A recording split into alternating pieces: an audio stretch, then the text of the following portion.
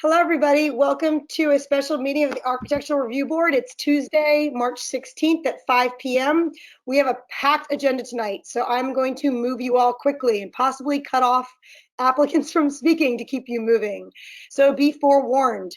I'm going to take a roll call for ARB members so you guys know who's here for all applicants and for all their members. The order I call your name is the order in which you will speak tonight. Dave Humphrey, Alex Lopatinsky, Leslie McCauley, Marion Castell, Sean Brown, Rebecca Morrison, Allison Hughes, and David Riley. For all the applicants, I will call your ARB number. Please come in, introduce yourself, give a brief summary of your job, and then after you are done speaking, the ARB members will come one at a time and comment on your application one after the other. There'll be no interruptions of the ARB members until every member has gone through. Once the last member is done, it will be the applicant's turn to respond to any of their questions or concerns or whatever else. All right, so starting off, ARB 04, it's Palmer's Market. This is a continued agenda item from our last meeting in February. We left it with a leaning towards a favorable report, but we needed more information. We needed to see images of each of the windows in a full site layout of how it would look. So I believe David Stowe is representing. David, introduce yourself, your relation to the project, and tell us where we're at.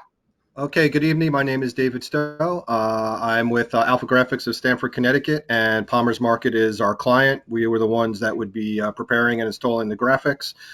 So as Elizabeth said, last month we presented a graphic that we wanted to put on the outer windows of Palmer's Market to commemorate their 100-year anniversary. It was favorably received, but people wanted a little more information and see exact mock-ups. I worked with David Keating to get that ready. He actually shared what we were doing with Elizabeth, got some of her feedback, and then we put together exactly what you were looking for. So I gave 12 copies of this to the office, so everybody should have a copy. And basically, if we go through, the first page is just a cover letter. Second page shows a mock-up of the three windows that are at the front entrance. The 3 pages that follow that are close-ups of each of the 3 windows with the images that are going to be on there. One of the comments also that from last time, a few people said it would be nice that if there was some notation of exactly what this was for. So Palmer's does have some logos that they created for the commemorative 100 year. So we included those in the windows as well. And then so there was going to be 3 windows at the main entrance, and then there are windows that face Heights Road. We mocked up the 3 left corner ones and then 1 additional one to give a little bit more symmetry under the permanent Palmer sign. So as you see, there's a mock-up of the full side facing Heights Road, both of the 3 windows and then of the full facade of the building. And then the page after that shows a mock-up of the 4 windows with the full facade of the building. And then immediately after that are full images of the photos that we were going to be using on there, along with the logos for the 100-year commemorative. I also included what I had left on there last time with the exact dimensions of the windows. They're all the same. There's also a map showing the relation to the local roads. There's a following page just shows exactly what the material that we're going to use, which is called Window Perf, does. You see the images from the outside, and from the inside you see completely through them. And the last page is just a spec sheet on the material that we were going to use, which is specifically fabricated to be used in colder weather, so we won't have any installation issues with the temperatures we're facing right now. And that's pretty much it. Just kind of showed you exactly what you were looking for from last time, and happy to take any questions. That's great. Okay, we're going to start with Liz Geiger here, Chairman. We're going to start off with Dave Humphrey and then through the order. And shoot, I was going to say something. I don't know. Sorry, Dave. Okay. Thanks, David. Yeah, David Humphrey, ARB. Really nice, well put together presentation materials here. I don't recall whether you addressed this last time, but I guess just one question would be how long these images will stay up. Yeah, oh, should I talk now or wait? I'm sorry. Yeah, I think, wait, right? Wait? Okay. Yeah, we'll go through everybody and then you can address all the questions. So just try to note them as we go through. Yeah, I think that's all I have, just a inquiry about how long these will be up. Thanks. Alex Lopatinsky, ARB member. Great presentation. Thank you. Very clear. It helps to see the installation. My only comment is I can't decide if I like one with 3 windows covered or the one with the 4th window covered with the 100-year sign. So I think both work well.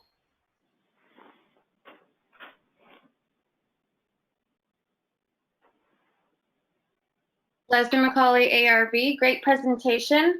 I like the first page that you had, the 100-year in the middle on the entrance. And then I would recommend that you do the 3 panels on the side and then use the 100-year in the middle again instead of doing the Palmers with the truck. Thank you.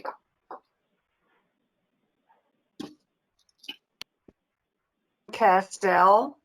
I think it looks excellent, and I have the same question about how long. And I also wondered if you could have a little brochure inside that someone could pick up and read a little more about the history.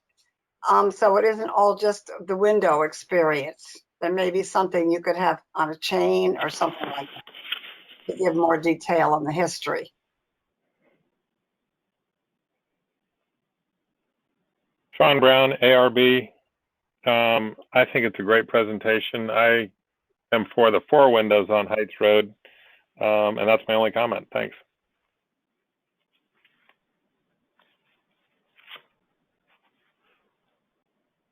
Rebecca Morrison, ARB. I thought it looked great. I have no comments. Allison Hughes, ARB, great presentation. Can't wait to see it up. I think that's an excellent idea, Marion, to have perhaps to tell the Palmers it might be nice to have a little brochure talking about the history. Dave Riley, ARB.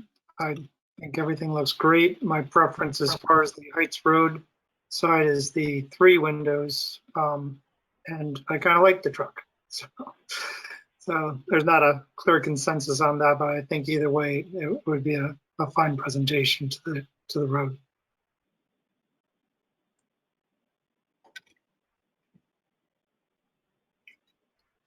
Liz Geiger here, Chairman. I think it looks great too. I'm in support of it. And I also prefer the 3 windows on facing the road and indifferent to truck, no truck. So David, I'll give you a chance to respond about the length of time the Palmer's doing a possible brochure and any other comments you want to say. Yeah, so far as length of time goes, this is just for this year to commemorate the 100-year anniversary. It will be down before. Oh, can you hear me? Yeah, go ahead. Okay, sorry. Yeah, go ahead. So yeah, as far as time frame goes, this is just this year to commemorate the 100-year anniversary. So they're temporary, and they will be down before the end of 2021. I would assume sometime in December. I'll make arrangements with them to get a date on the calendar for when we would take them down. As far as the front window center with the truck versus no truck, I don't think they would. I think they'd be fine either way. But if there's no consensus, I guess, on the board, but the board is happy with going forward, I just assume leave it the way it is, but happy to sub in that logo. As far as a brochure, I can certainly recommend that to them. We could either, I'll see what they also just hired a new marketing and a graphic designer, so it might be a good project for them to give to them.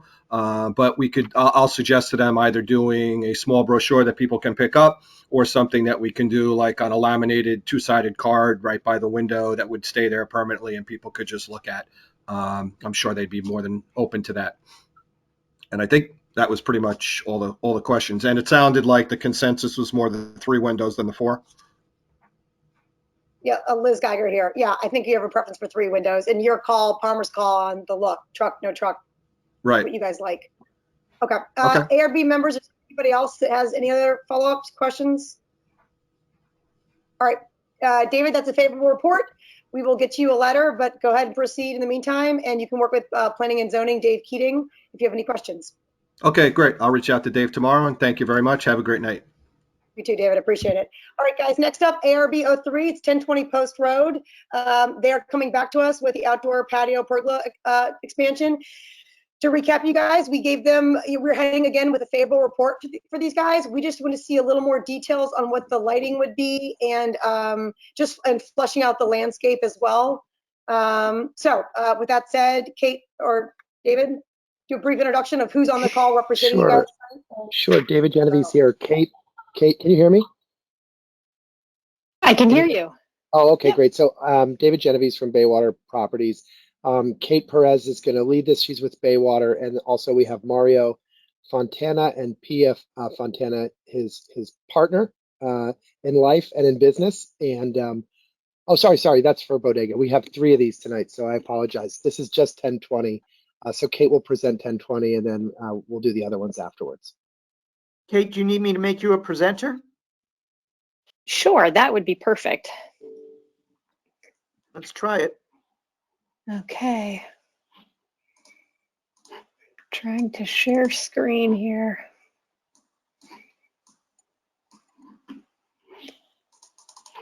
I apologize. I'm looking for share screen. It says to share screen, ask the organizer to make. Yep. Hold on. Make presenter. How about that?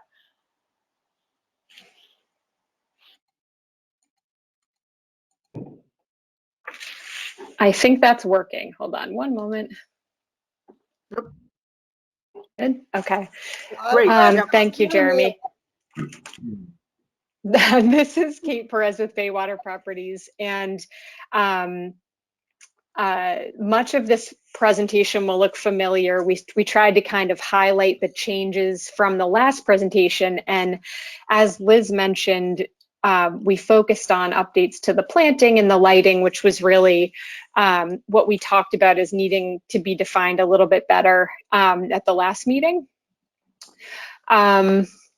So we have the existing conditions. I'm going to scroll through this pretty quickly to the updated plan, architectural plan. So in this revised plan, we added a bit more detail on the lighting and the planting. So as you can see in the plan on the right side of the screen, we've detailed out the catenary lighting, both along the post road and the driveway to the, I guess, north of the building, sort of dimensioning out everything that's happening there with overhead catenary and seating. And we revised the lighting in the pergola area to sort of an understated downlight that will actually light the wood posts. And we can see that in a later rendering that's been updated. And as far as the plantings, you can see the 2 sort of feature trees here are London plane trees, which is part of the street and parking lot, approved tree list, as well as a border of liriope along the edge of the pergola seating area. I know that was a recommendation from the board in our first meeting to have maybe a softer edge there, and we thought liriope was a great option, and it has the purple flowering in the late summer and early fall.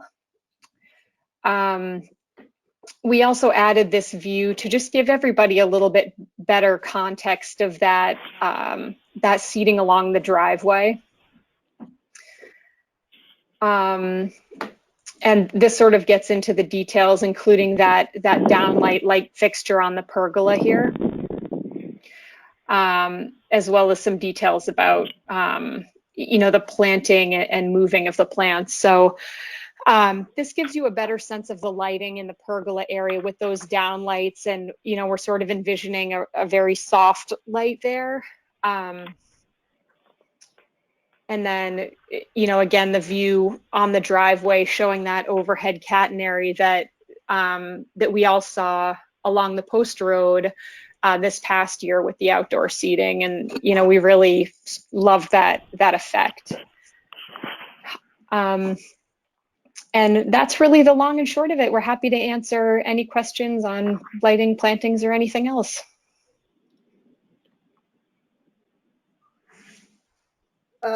That's great. Liz Geiger here. Thank you, Kate. That's great. I'm really excited about this. Dave, Humphrey, you can just, go ahead and I'll just let you jump in after the different things. I'll interrupt if I have a question, but I'll have you lead us off every time. Sounds good. David Humphrey, ARB. Revised renderings looks great. I guess just a couple of questions related to timing. One, timing, like lighting schedule, is it on off with operations, and obviously on at night, but off when restaurants close, and then time of year when this will be set up. Are you anticipating using heaters for, kind of early and late in season, or kind of just temperature permitting? But otherwise, looks good. And I guess I forget whether this was mentioned previously, but just you don't mind reminding us of the materials for the pergola at the back of the building here. That's it. Thanks. Alex Lopatinsky, ARB. Nice presentation, and thank you for picking up some of the things we talked about. You answered my question about the catenary lights, but I do still have some concern about the seating along the side of the building and its protection from the sidewalk. I realize that it's sort of mimics street sidewalk seating, but its proximity to the drive aisle and a sense of safety for the diners. I don't know if you've considered that as part of the analysis of where you're placing the seating versus where you're placing the boxwood hedges to protect that area. So that's a comment question for you. Otherwise, looks good. That's it for me. Leslie McCauley, ARB member. Thank you for all of this information. I did have a couple of comments. Wondered if you would extend lighting between the pergola and the building, the catenary lighting, so it's kind of like a loop around the building, because I think the occupier of the space and that kind of lounge area is going to feel lost, stuck between the building and the pergola. I'd also like to see the two hedges, the boxwood hedges, removed in that image that you're showing us. The one to the right, the ones that kind of hem in each side of the diners on the right. I feel like the one where the woman's standing in the photo, if a child is running out, somebody in a car isn't going to see them.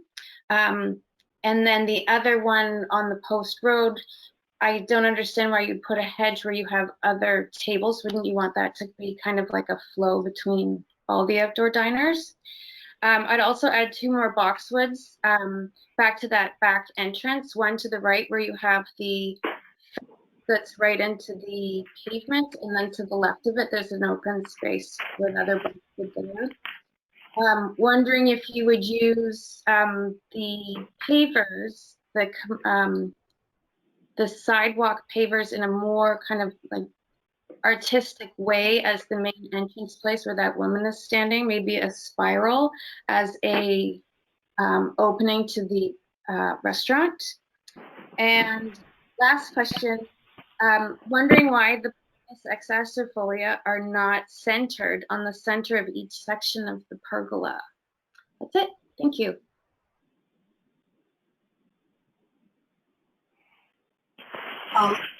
Marion Castell calling. I agree with a lot of the things presented. I think the sidewalk on the outside is something that I think would be helpful, whatever you enter, so that you don't feel so exposed to the street somehow or other, either visually. But if you take the boxwood away, you won't have that. And there's a good point for the visibility there. And I don't know what you do if you want to keep the visibility of a car coming, but I think you don't want to feel too exposed on the ground to the street would help, a light or something to help with that. All right, that's fine. It looks good to me. Sean Brown, ARB. Based on all others that have commented, I don't have any further comments. I think it looks very good at this moment. Thanks.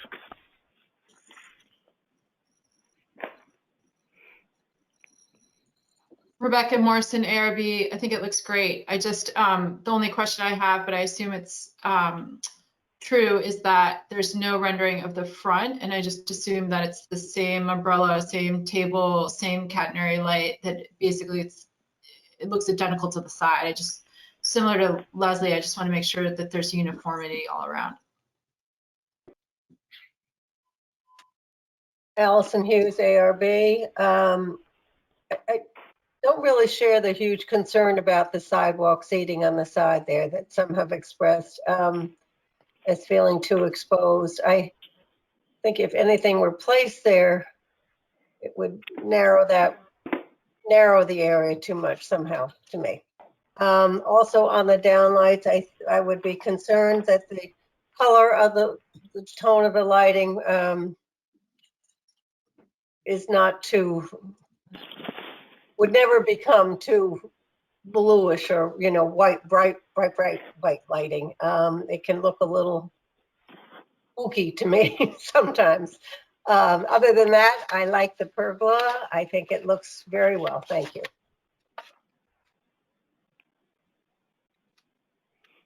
Dave Riley, ARB. I really don't have anything further to add for the comments. I would give it a favorable report with some of the comments incorporated into that.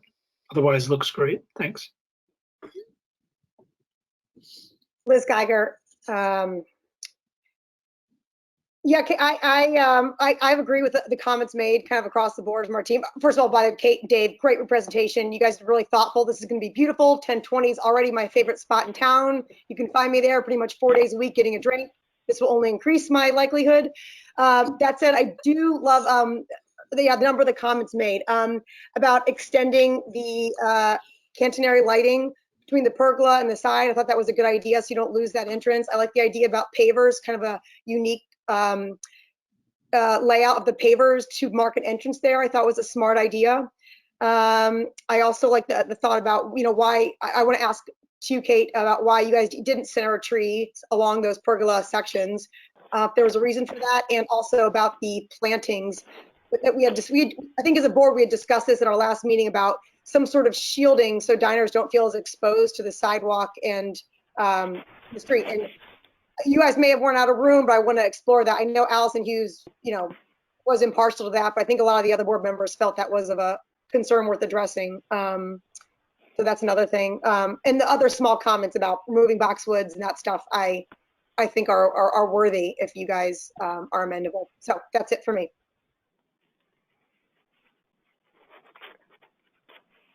Great. Thank you, everyone. This is Kate Perez from Baywater, and I will try to run through responses up to all the comments just so we can address everything. And the first point on timing of the lighting schedule, I think that the lighting being on would follow the hours of operation of the restaurant. And David or Lisa could speak more specifically to that, but I can't imagine them being on after 10 p.m.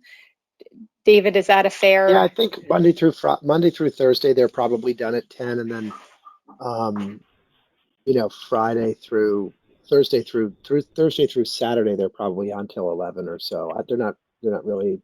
There's no one out dining outside after 11 o'clock. And it's down lighting to kind of protect the light from spraying up into the apartments above or the office space above. So, you know, there's no other residential in the area, so we don't see any negative impacts of the lighting. And to address the comments on heaters, I think that would be, you know, the pergola is obviously a permanent installation, and I think heaters would be used as needed in sort of the fringe spring and fall seasons. They didn't put heaters out. They did not put heaters out on the post road this past winter. So I don't, that's not really been a part of the discussions to date with 1020. And in terms of the material of the pergola, I believe we're looking at a cedar wood structure. It will definitely be an entirely wood structure, which we're very excited about, you know, sort of the natural material and how sort of the aesthetic works with the building. To dive into the proximity of seating to the drive aisle, one thing that I think is important to think about is just the use of the driveway. So it's not, this is a, you know, a low speed area. Anybody driving through this driveway, it's one way off of the post road. So anyone is taking a right or a left and really going from 0 speed at, you know, at the curb. And so, you know, we thought a bit about the idea of incorporating planters at the edge of the seating. But, you know, we also feel that there's something very charming about the post road seating where somebody passing by can interact with a diner. And there have been many instances when I've walked by the seating there that you can stop and say hello to someone who's, you know, dining there. And I think it's a really sort of fun and active way to activate the sidewalk. And you know, the sidewalk width, the brick portion of the sidewalk is between 5 and 6 feet in terms of a walking aisle. And we felt that those light, the light poles that in the, you know, spring, summer have the planters or the flowering boxes on them were enough of a buffer to sort of make it feel like there was a division of space while still allowing for that, you know, that interaction and a little bit more sort of open space. And so we sort of liked the idea of it not being entirely enclosed with a hedge or barrier.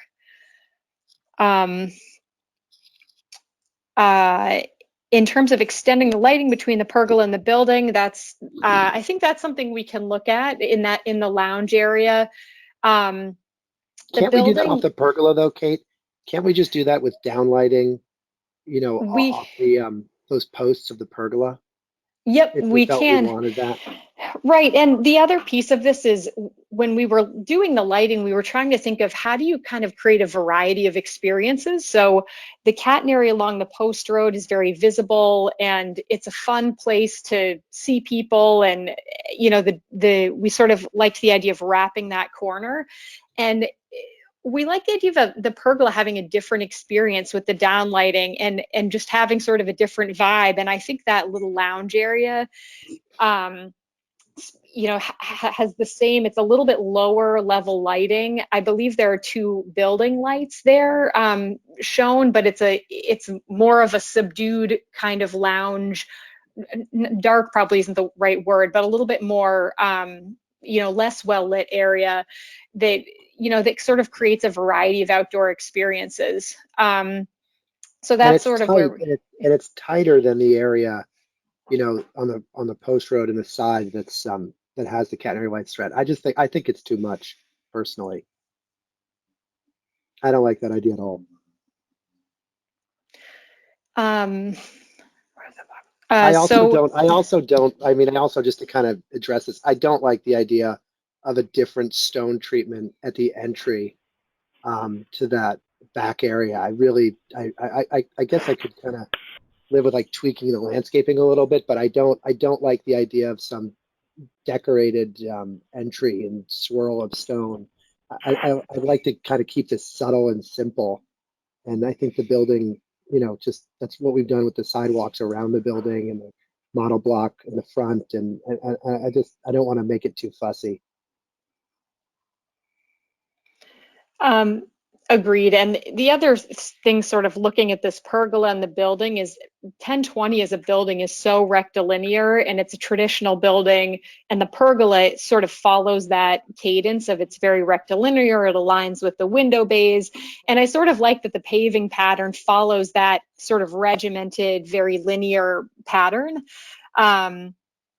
Even at the corner, and, you know, even when it is an entrance, you know, it's sort of a nice running, straight path along the driveway there.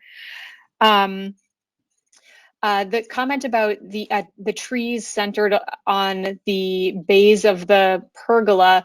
So the trees are centered on a bay of the pergola, but I see what you're saying. They're not centered on the center line where the setback is. I think that the reasoning for that is to allow space for the tree to grow. The tree is sort of placed in the largest portion of the wedge, so that it's not too tight to the pavers and won't sort of displace those over time. And it sort of gives it the best opportunity for growing. And, you know, I sort of like, I think these areas are also sort of the ideal areas for spacing and creating shade, which I think Eric Rain spoke to on our last call of, you know, the long-term plan being that these trees grow and they provide sort of a natural shading, you know, over the area. Sorry, I'm just running down my list here. A rendering of the front area. So we can actually flip back to an image of the front area. You know, we're envisioning a very similar setup to what was originally, or what was there this past year. And I think it's exactly the same table setup. And, you know, the idea would be to reuse the same strategy with the catenary there. So hopefully this kind of gives us a sense of you know, the concept there, absent a rendering. And the last thing I have here is, oh, sorry, I have two more things. The boxwoods, and the idea of visibility from the boxwood. You know, again, it is a driveway with lower speeds, but if there is a safety concern there, David, I don't know how you feel about this, but you know, that could potentially go to a lower covering like a liriope or be eliminated. I think it actually provides a nice, you know, buffer and containment to the seating area, and separates it from the entrance.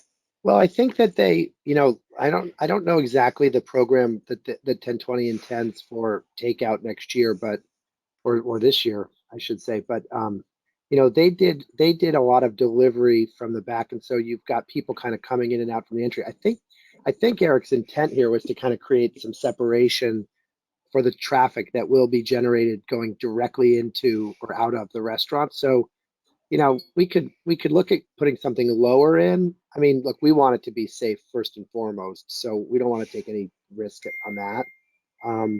But we could look at something lower, or we could just keep the boxwoods trimmed lower and just see how it looks, and, you know, decide when we get a little further along. The intent is to basically install the stonework along the side of the building like as early as next week, and basically get that in. We've ordered I think, you know, we haven't ordered the pergola yet, but we're waiting to order the pergola. The idea was to get the stonework in next week so that 1020 would have that outside seating available, you know, as soon as the weather warms up a bit and stays warm, and then attack the back and take that back. So, you know, we have some time to kind of put it up there and see what it looks like. And if we want to change it, tweak it, we can. I don't really like the idea of liriope in that area, though. I don't think that's a sufficient buffer. I think a more tightly trimmed boxwood could be better. But I mean, I would kind of defer to you, Kate and Eric, on that. But a liriope just seems too ornamental and doesn't really create the border that I think we're trying to create. I think it's just a matter of degrees.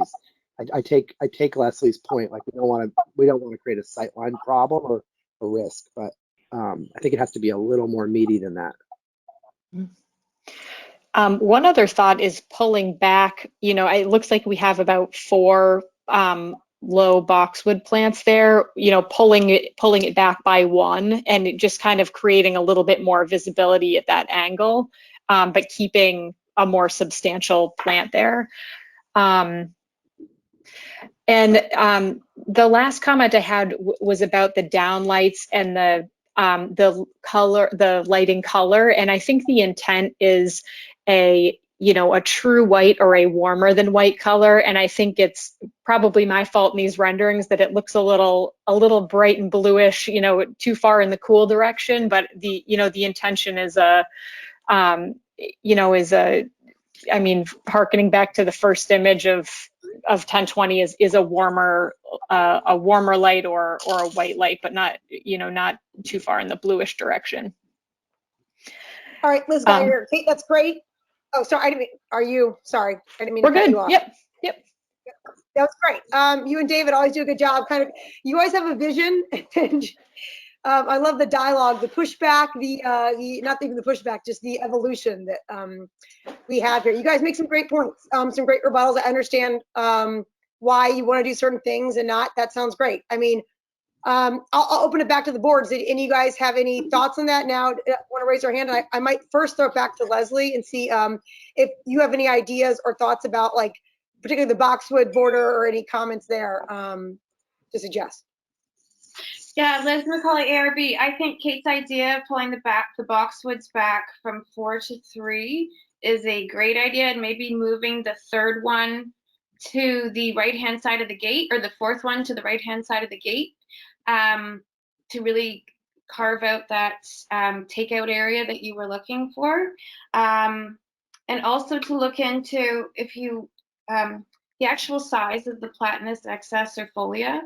It's a massive tree, full grown.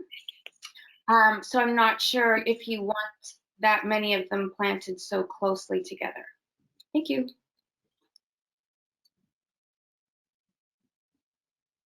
Liz Geiger here. Anyone else have any comments based on the feedback from Kate and Mr. Genovese? Sean? Yeah, Sean Brown from ARB. I think this is a superb rendering, and it'll be a great attraction for 1020. But I have one big question for David. You've done all this great work at 1020, but I want to know where the patent is for the weather control. They took a view, you mean because they're not going to have it covered? I figured this is something that's got to be outside in the sun all the time. I mean, how can you have a winter when you have something this nice? I know this is a little over the top, but I don't know if you heard this or we only presented it to P&Z, but 1020 has now been open for 14 years and or 13 years. It'll be 14, and so the idea is that we're kind of doing this together with them, and they're going to redo the inside and reboot the inside. So we'll have a kind of new, fresh presentation for the spring and summer, which we're really excited about. All right, Liz Geiger here. That was great. Okay. It's a favorable report, Dave and Kate. I'll recap my letter, any of the small changes we talked about, which is, I guess at this point, just the small reduction of the boxwoods, extension of the overhead lighting. I think, right, did you guys agree on the lighting extension from a connection there from the back to the side? Kate, are you good with that? Yeah, this is Kate Perez from Baywater. The extension of the catenary between the pergola and the building face. Yeah. Honestly, we sort of like the idea of that being a little bit of a moodier, darker zone. That's sort of the lounge seating, and we thought it could be kind of a cool, idea not to have the catenary wrap, just as it would be, a brighter zone. But if it's something that's important, we're happy to look at it. And the other thing is we can. Kate, you know what I'm thinking about it. I don't mean to interrupt you, but I'm thinking about it. Like, I just think it's too much, and I think it's going to conflict. Like, the catenary stands alone on the post road. I mean, I'm sitting here looking at it from here. Catenary lights sit alone on the post road. The catenary lights sit alone along the driveway. To put the catenary in that tight area and then the down lights, I just think it's too much. I like the idea of separate vignettes. Okay. All This right. is Sean from the And this then- is Sean from the ARB. I'm going to jump in and agree with David Genovese on this, and I think he's got it right without the catenary on the back. Too much of a good thing is not a good thing. Yeah, Marion Castell agrees too with David. We'll have candles on the All table. right. It'll be cool. Okay. All right. So I think Liz got here. So I think that it's a favorable report with only a couple small, you guys are gonna make some small adjustments to the landscaping, it sounds like. Yes. The boxwood and possibly moving the tree a little bit. But it sounds like you guys have put some very detailed thought into this and the look and feel what you want, and it's very deliberate. So we appreciate that. We respect your vision and we're excited to have it. So we'll get a letter going. I know you're anxious to get this through P&Z. So thanks, Dave and Kate. Okay. Thank you. And Okay, now, thank Jeremy, you so much. can I share my screen, or Kate, do you want to keep just sharing the screen on the for Parlor? Sure, I'm happy to share screen. If you want to just say next slide whenever you're ready, I'll share right now. Okay, All right, perfect. guys, moving so on, here- we've got 1 second here, David Genovese. Moving on, our next agenda item is ARB number 6 of 2021. No, number 6 of 2021. This is at 1019 Post Road, and it's for Parlor Pizza and Wine. Dave and Kate, do you want to introduce yourself again and Sure. give us your David Genovese and Kate Perez from Baywater Properties, and with us is Tim Labant, the chef and proprietor of Parlor Pizza and Wine, also the Schoolhouse Restaurant in Cannondale. We are really psyched about Tim. You know, we've been talking to Tim for a while about coming to Darien, and the stars finally aligned.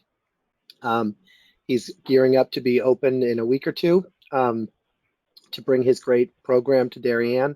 I think he might be sitting in the restaurant. No, he's up in Wilton. But this is a relatively simple signage proposal and package.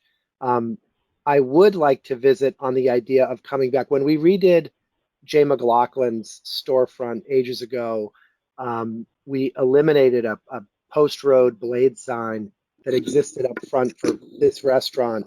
I'm going to be looking at alternative ideas to kind of get him something on the post road as well. But what we have here today is a relatively simple presentation for Parlor signage, a building sign and a blade sign at the back facing the municipal parking lot. And Kate, we could just flip the slide here. This is the restaurant. You can see the outdoor dining area behind a Parlor and the pergola that we built for that space a few years ago. Next slide. This is basically Tim's signage proposal. It meets with the regs, Parlor Pizza and Wine. And then next slide. That's the entry. So that's where the sign goes. And then the next slide.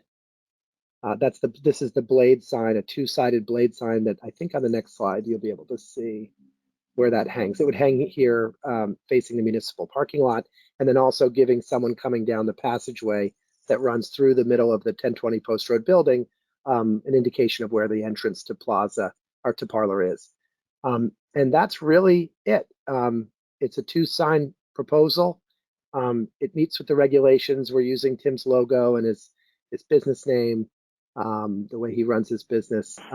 We do have the issue that I suspect you will raise of, what's the legal name of the business? Is it Parlor or Parlor Pizza and Wine or Parlor Darien? The legal name is technically, I think, Parlor Darien LLC, but we're nervous that, people won't really know what Parlor is, unless we give it a little bit more definition, much in the same way that, Cafe Nero has the added, Italian coffee bar or Senna wine bar and restaurant on the Post Road. So those are the signs that we've proposed.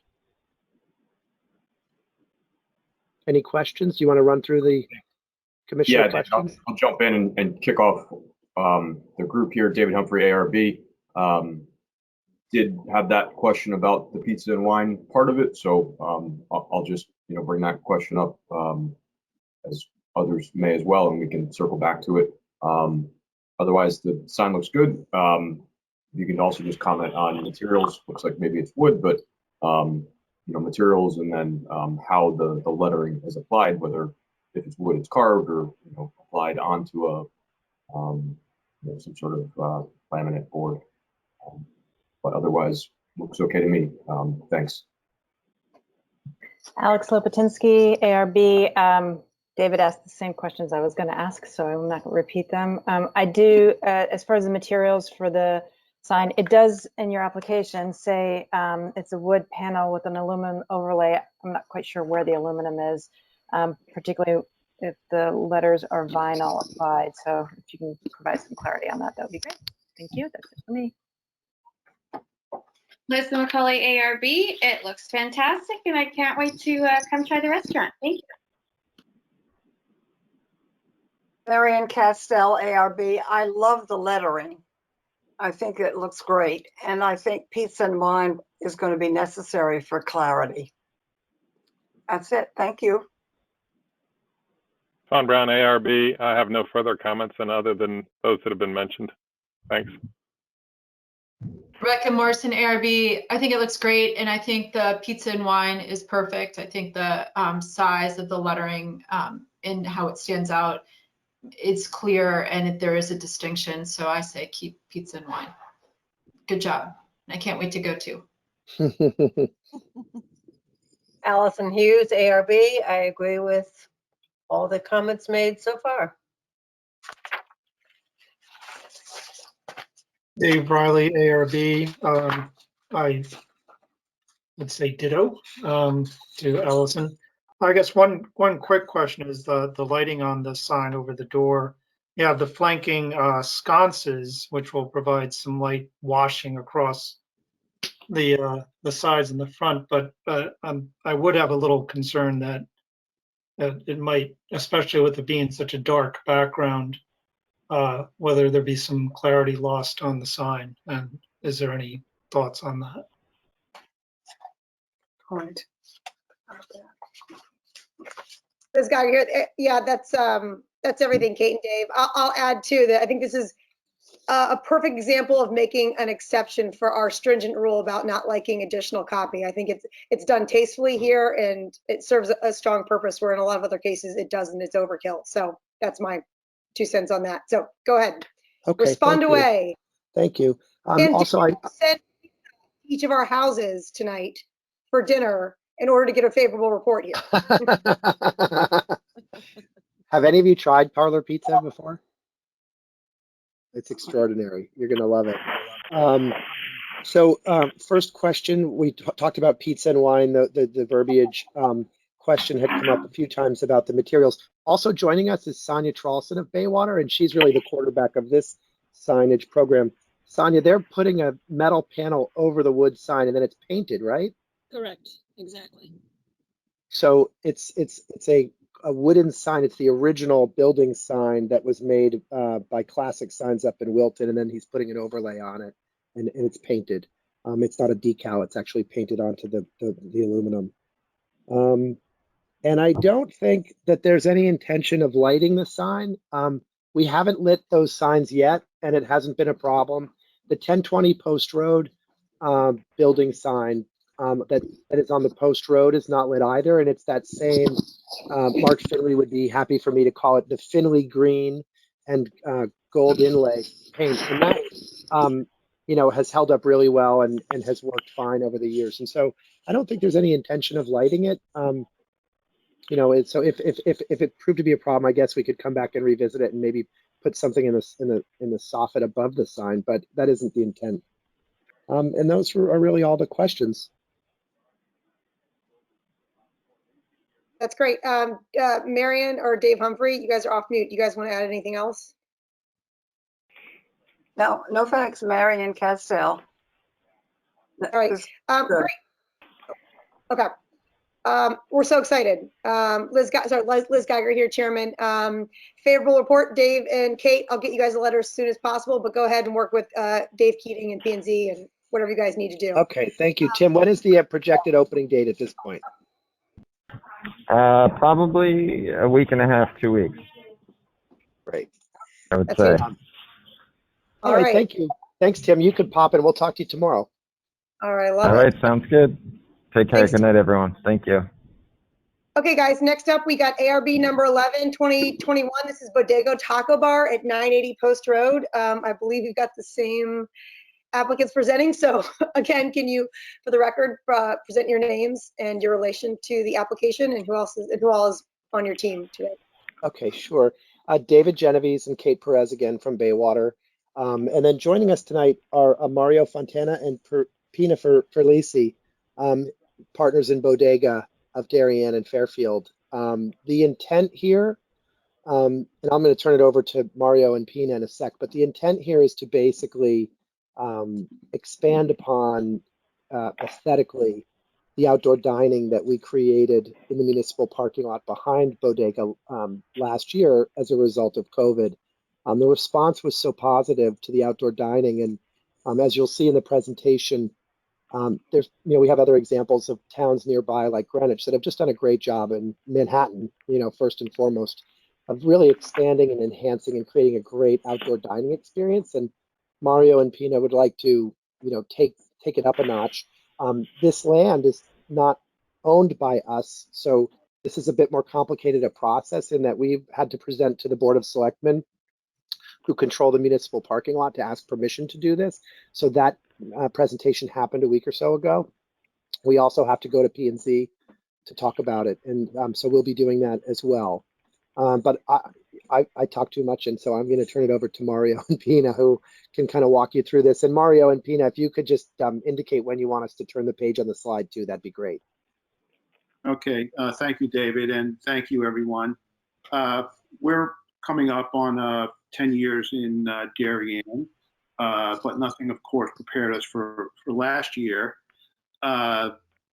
With the help of David and planning and zoning, we were able to quickly pivot and get a rather large tent out in the parking lot, get some tables and chairs underneath, and basically be able to continue having dine-in business. What we found out very quickly was that people were really hungering for having the outdoor experience at Bodega. Having a tent outside has its pluses and minuses. Of course, we all love the tent on a rainy evening or a cooler evening, but on a warmer afternoon or a warmer evening, from bars. We actually had people moving the table and chairs outside the tent into the sunshine last year. So that's why we decided that this year we would try to forego the tent. So if David, you could move the slide a little bit. Okay. One more, Kate. And I'm not sure if everybody is familiar with, leave it there, David, with Bodega, but basically where that red L is, that is basically the perimeter of where the tent was last year. And we used a canvas and steel barrier to separate the parking lot from the tented area. Last year, as opposed to this year, however, the entire cars were not able to enter that zone at all. This year, the idea is that this zone is going to be open to one-way traffic only. So that's why you'll see in a later slide that we have an idea to have a much thicker, heavier barrier to protect people who are dining inside. Also off to the left there, if you see the 12 by 16 tented outdoor dining that's indicated there, that's been our quote unquote permanent approved outdoor patio. Last year we also tented that area and we called it the Margarita Garden. We moved the communal table from inside of Bodega and put that out there, and it turned out to be a very popular spot in order for people to have a small gathering of 6 or 8 people. outside underneath their own tent was a great experience. So in the bottom right corner, that is the slatted aluminum table, which we bought last year, and we would intend to use those again. Also, speaking behind that table is the aluminum chair that we also bought last year. And the something new for this year in lieu of the tent, that we want to use striped umbrellas and place them not going through the tables. You can see that the tables don't have umbrella holes, that we would be placing the umbrellas through the seating grid, if you will, and that would give some level of protection from the elements, either the wind or the sun, and also add a little bit of aesthetic character and ambiance to the outdoor area. So these photos, the photo on the left is a photo I took 2 weeks ago on Greenwich Avenue.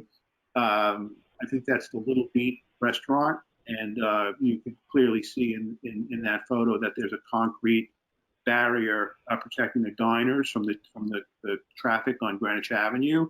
Little Beat has their furniture and heaters out there on the curb. And actually, it was quite a cool day. This was before the warm spell, and there was quite a lot on Greenwich Avenue setting tables and preparing to meet for what looked to be a busier lunch. To the right is the example of the striped umbrella, and all the way to the right in the corner is actually a photo we took about an hour ago in our backyard, which shows the table and chairs that we purchased last year, along with the striped umbrella.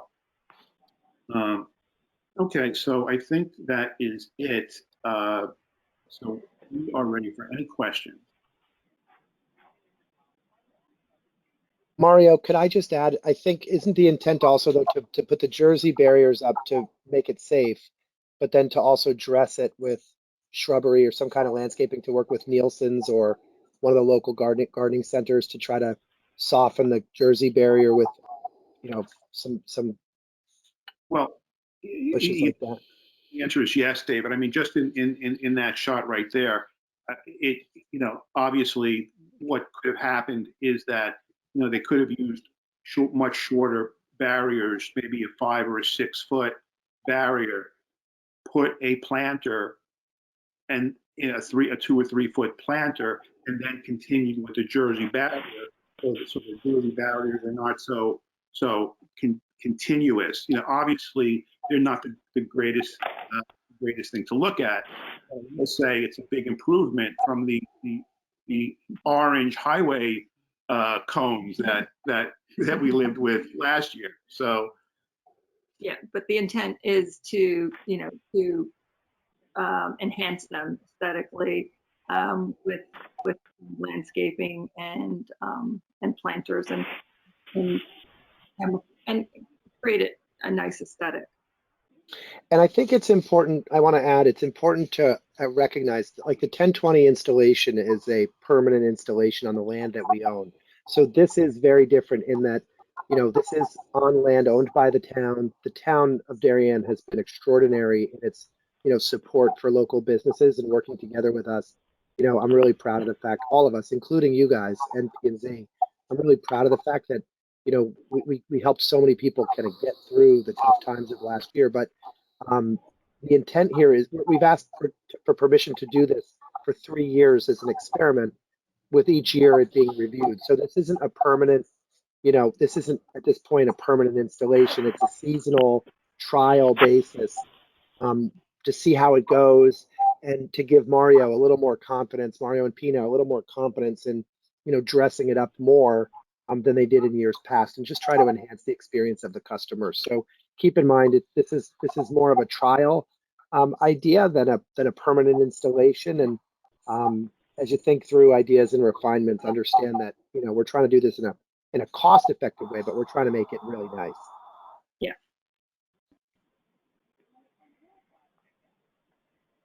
Liz Geiger, that's great. I love it. Thank you, PM Mario. Really great presentation. I've got some questions for you, but I think maybe the board will bring them up in the meantime. Dave, Humphrey, you want to start us off? David Humphrey, ARB. Yeah, thanks for letting us do this. Pretty well thought out. I guess good to understand, David, you raised my first question, which was, what do you do with the Jersey barriers? I think it would be good to get a little bit more of a definite answer on, whether they need to be continuous to do what they're there to do, and if so, how do you integrate landscaping within them? Because I think that would make a huge difference for the experience of being in that space, sitting next to what is a concrete, piece of concrete sitting on the road. And then also, I know you said this is 3-year experiment. So is it up for 3 years, or is it seasonal, and that it's put out when it's that time of season to be sitting outdoors, or is it potentially out for 3 years and then it's temperature and weather dependent, with having additional heaters and maybe some other covering other than an umbrella to actually have it be sitting out for potentially 3 years. Understand cost is an issue, since, like you said, it's not an area that you actually own. And I guess the overhead lights looks like they're in a crisscross pattern. Would also be good to know what will be supporting those. Whether it's, I guess, some sort of temporary posts that would hold up the edges of those lightings and how they might be distributed. I think that's all I have right now. Thanks.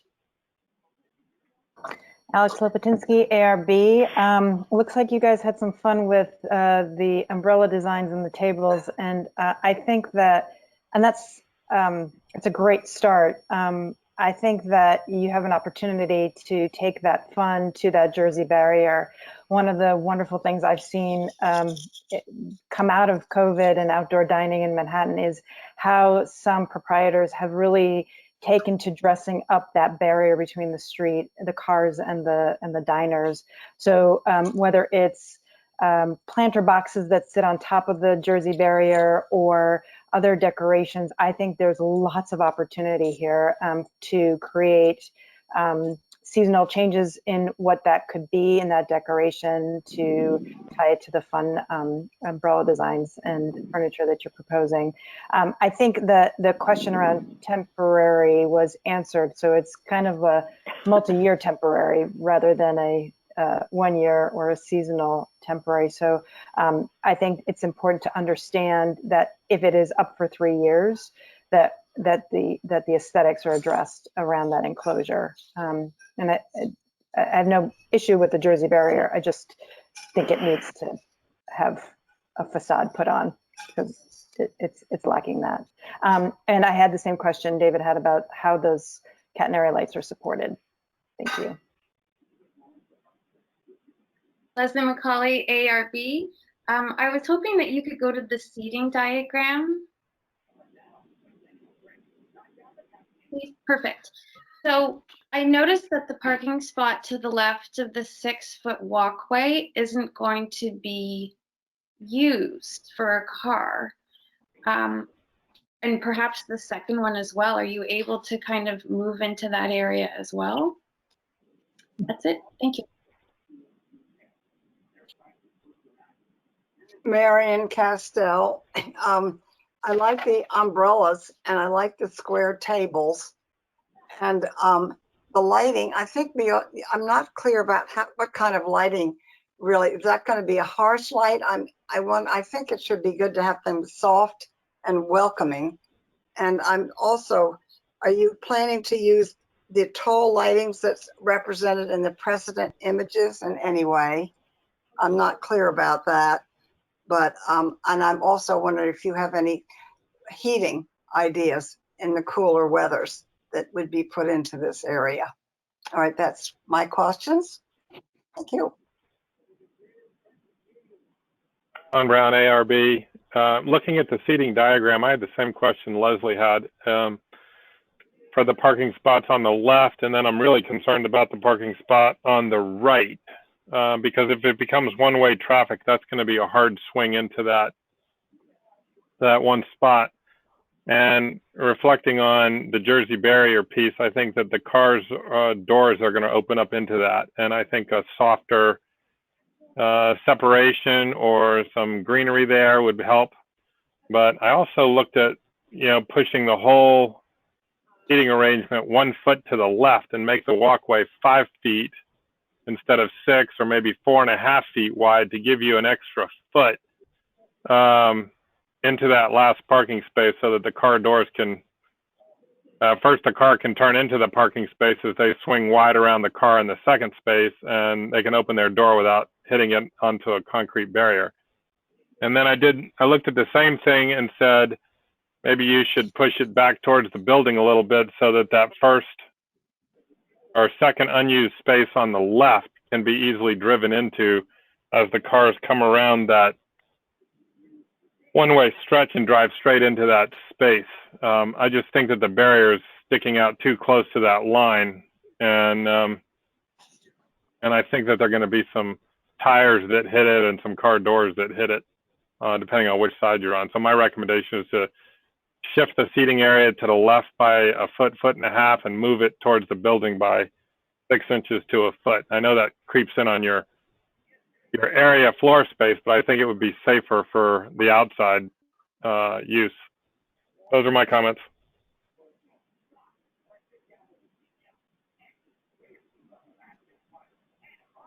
Rebecca Morrison, ARB. My only 2 comments, I agree with Alex. I was going to suggest doing something to the Jersey barrier. I don't know whether they're rented or if you own them, but if you own them, even if you paint them somehow, I think that would add a nice touch to it. I do feel like they're super sterile and take away from the outdoor dining experience.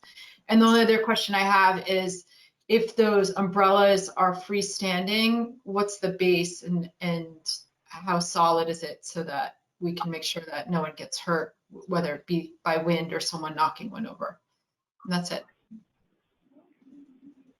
Allison Hughes, ARB.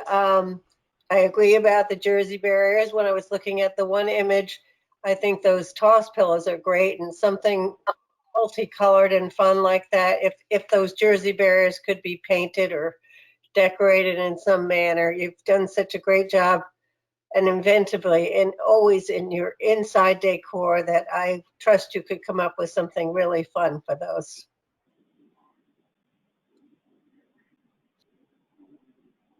Dave Riley, ARB.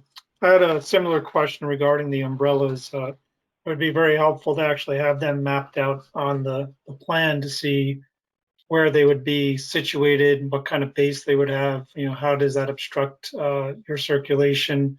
Could they even be incorporated with the Jersey barrier if they're the offset type? I think that would free up some floor space because it is pretty tight seating. So while the umbrellas would certainly add a certain amount of softening and the shade aspect to it, I think the logistics and basically how they're going to be incorporated is the question that I'm not really seeing as being fully addressed. And how many of those, how many umbrellas would there be? And could there be the 2 types, the offset type and the hexagonal freestanding type?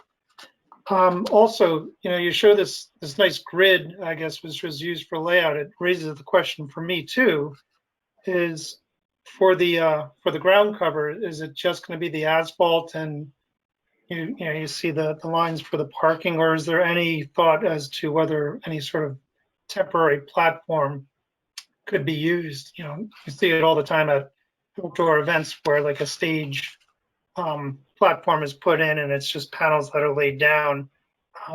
That again could have cost and maintenance issues, but it's a question. It's not a request. I share the concerns about the parking. I also have, I think, maybe a bit more concern about the support for the catenary lighting, because those are pretty decent spans.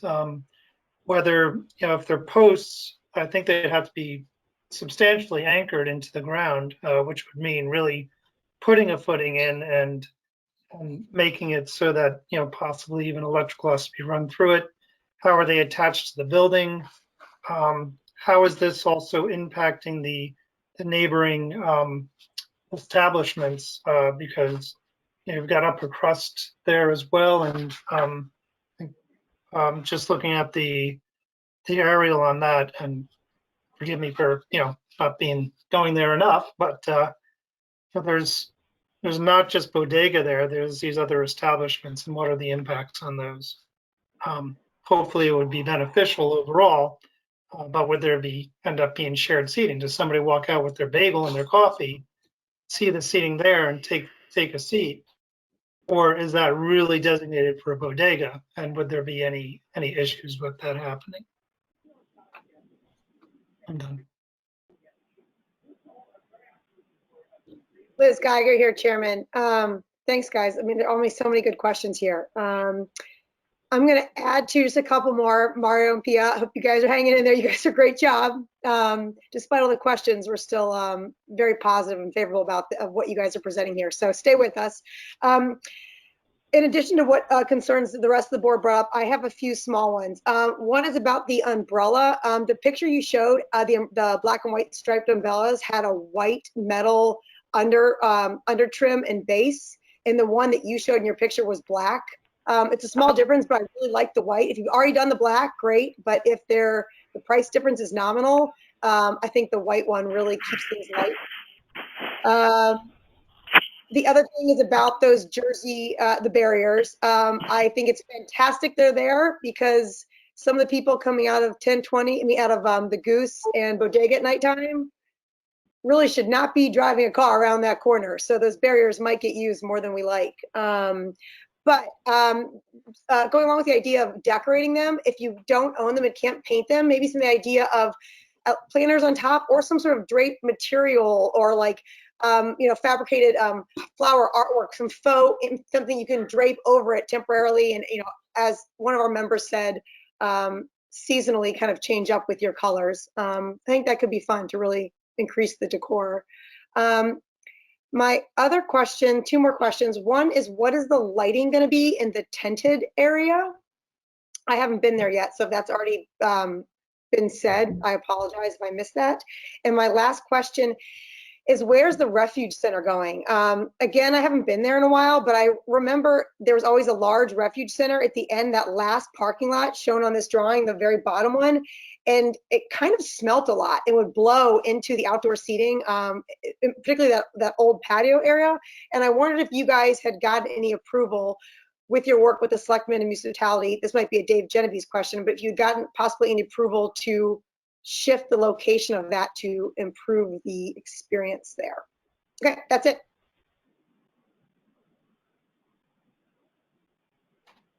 All right, let me try to go through the questions, and then what I'll do is I'll, Mario and Pina, I will direct some to you as we kind of go where I can't answer them. Couple questions about the Jersey barriers. Do they need to be continuous? Could they be broken up? Mario, that's probably one best for you, and Pina.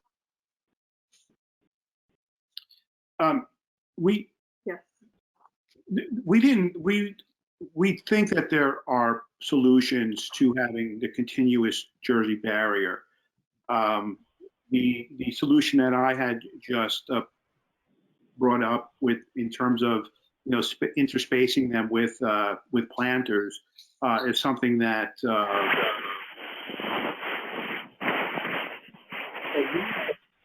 all for making Jersey barriers not look like Jersey barriers, whether that is by dressing them up with plantings, dressing them up with timbers or fencing, dressing them up with coverings, which I have seen, by the way, fabric or canvas coverings, whether or not we own them and paint them. We are fully open to doing any one or all of these things to soften the Jersey barriers. The question had come up around seasonality and would this be up for the full 3 years or would it be seasonal? The answer to that is that the intent is for this to be seasonally deployed between April 1st and October 31st. So it would come in on October 31st or November 1st and go back out again in April. On the overhead lights, Mario, what were you thinking in terms of the support system for the overhead lights? That was a question that came up from a number of commissioners. Were they posts that would be affixed to the Jersey barriers? I don't think we envision, or I don't think we can honestly put a footing in the municipal parking lot. I don't think that would be a good idea, but presumably we could have affixed them to the Jersey barriers somehow. Well, right. I mean, first of all, I learned today what catenary means. Thank you, Katie. So the idea is that they would be attached to the building on the building end, and that we would attach them to timber posts at the edges of the enclosed area. Anchored into the Jersey. And we would anchor, and how those get anchored, if they get anchored into the asphalt and then also get further supported by the concrete barriers or by some other means, I think that's a solution that we can come up with. Now, and then in terms of the other adjacent parking spaces, last year, those spaces also went unused. I think the idea for this year is that those 3 spaces, and Liz is right. The after the 3rd space, what you don't see is the dumpster enclosure. Those 3 spaces essentially becomes staff parking. The staff for our restaurant typically arrive between 8 a.m. and 9 a.m. So that prevents other people from backing in and out of those spaces. And while none of us love the location of the dumpster area, I think it's just an unfortunate reality that we have to deal with. We did a little bit of maintenance on that area in terms of having the fence fixed up so that it closes properly, staff training to make sure that the area is kept clean and that the top of the dumpsters are always kept closed. And I cannot recall a single instance last summer where there was any odor that was drifting back towards the building or back towards the patio zone. Another question had come up around making the Jersey barriers fun, planter boxes on top. I think you have the sense that the intent is to really dress this up and make it as warm and inviting as possible. Another question about the lighting and the seasonality. We talked about that. Leslie McCauley asked a question about the walkway, right? That walkway serves upper crust and the office space above upper crust and bodega. So we have to keep it open, but I'll come back to Sean Brown's comments around narrowing it a bit. Heating, one question had come up around, is there an intent to heat? I mean, Mario, would you want to heat this in the fringe or the shoulder seasons of the program? Is that in the plan at all or no? Well, it's an interesting way to put want. No. Is it a necessity? Absolutely.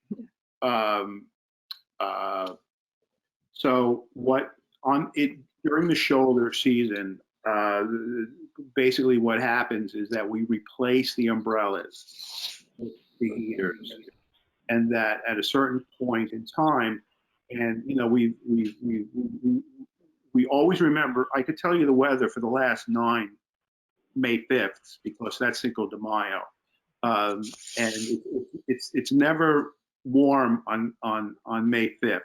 So the heaters stay out until sometime around till the end of May, and then the umbrellas replace the heaters at that time.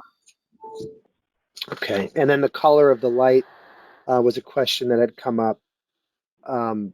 Would it be a whiter light? It wouldn't be a harsh neon light. White. We don't like blue LED lights. So very ambient. Sean Brown had a couple of questions about traffic and circulation and parking. One thing to note is that we're getting, this application is being vetted by the police department, Public Works, the Board of Selectmen, P&Z, and ARB. So we've gotten a lot of guidance on that. I do personally kind of like Sean's idea of tightening it up a little bit to make that parking space a little easier to access. I actually, after he said that, I had an immediate vision of my son or daughter opening the door and slamming into the Jersey barrier, and my visit to Grant's Auto Body, have the car repaired. I think that will definitely happen. So I think we can look at that. Another question came up around painting the Jersey barriers, dressing them up. It's in the same spirit. Again, we'll talk and look at that. Color of the base, or sorry, what is the base for the umbrellas, Mario? And Pina, is it a weighted base? The umbrellas, the umbrella bases that were suggested to us are 175. The lighter weight, the 110-pound aluminum umbrella base was vetoed in favor of a 175-pound base. They're commercial. They're commercial grade and heavy duty. Restaurant, yeah. Okay. One question, Dave Riley had asked a question about, could we add to the plan just a mapping out of where the umbrellas might go? How would they impact circulation around the tables, or would it be possible to nestle them, in between the Jersey barriers? Could we incorporate them somehow into that? I think that's something we could take a look at, and depending on how this meeting goes, if we have to come back and represent or do something via email, we could do that. That's important to you. The question also from Dave Riley on ground cover, and was it the intent to put this on a base of anything, or just to place the outdoor dining on the asphalt? Well, because we don't have because we're not on our own or your own real estate, and this is really a temporary installation that we have not thought about building anything like a deck out there. We were looking at some photos earlier where people did AstroTurf the parking lot, and I think that what you get is a parking lot that looks like it was AstroTurfed. Right. So the part of what we do at Bodega is we try to make you forget that you're sitting, that the post road is outside and that the parking lot, and that while you're there, you're ensconced and you're feeling the vibe of Bodega, and that's the secret sauce that we will be tying all of this up with, is between the furniture and the umbrellas and the plantings and the table settings and the ambient lighting. We'll get all of this rounded up together and make it the extension of the inside, that it's comfortable and casual, easy, fun, all of those things like Bodega is. So I guess in the direct answer to the floor question is, like, if we knew this was permanent, we would be considering a base of some kind, maybe. But given that it's a trial basis and we're kind of experimenting, both we and the town are experimenting with it, that wouldn't be the intent at this time. But if it works out and the town gives us a, permanent license or a longer term license to use it, then, that may become part of the program. We would love to build something that felt more permanent or more, connected to the building. Absolutely. Question had come up, a good question, just on interaction with the other tenant, UCBC. So UCBC is also our customer, the bagel shop, bakery, and salads and bagels. They have tended to share the tented area and use that in the mornings. People are free to, get a bagel and a coffee or whatever they like, a muffin and a coffee, and sit outside there. I don't think that the UCBC patrons really use the outdoor dining here, but I can't say that for sure. Mario and Pina may have, they definitely would have a more precise answer. As to the tented area, did UCBC people use the tented area last year? Oh, absolutely, and their heaviest time of day is in the morning, so they're free to use the area, and quite honestly, when they were open for lunch, and they're no longer open for lunch, when people did sit down in the tented area, we never would ask anybody to leave. So we're happy to good neighbors to share with Charlie and UCBC. Question about the umbrella pole. Is it white or black? We have to get back. We're not sure. Well, let me look on the PO here. White finish. There's actually an umbrella shortage due to COVID, and like everything else. So we had gone ahead and executed a purchase order on this a couple of weeks ago, and so we have them on reserve, but we haven't really pulled the trigger yet. Yeah. Otherwise, we'll get them in the fall. Yeah. Question on the tented area, the lighting over there. I think that's catenary lighting, isn't it, Pina? Yes. Don't we have catenary lighting over there? Yeah.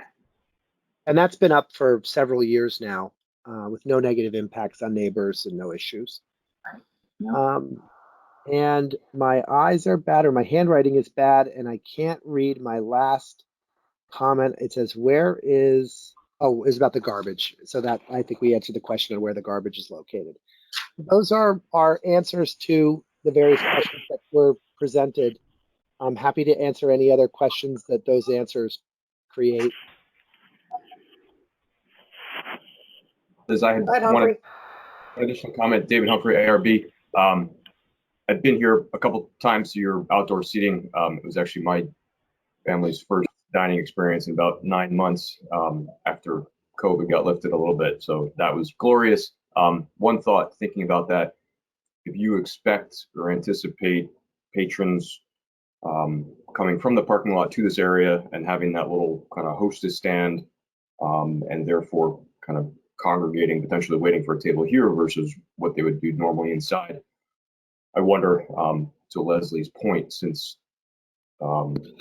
the parking spot that's adjacent to the tenant outdoor dining, the existing tented outdoor dining, if that doesn't need to be used for a staff parking spot, since you can't really use it for anything else, could that be considered for kind of a little bit of a waiting area, or where you might need to have a hostess stand? So just wanted to throw that out there. Thanks.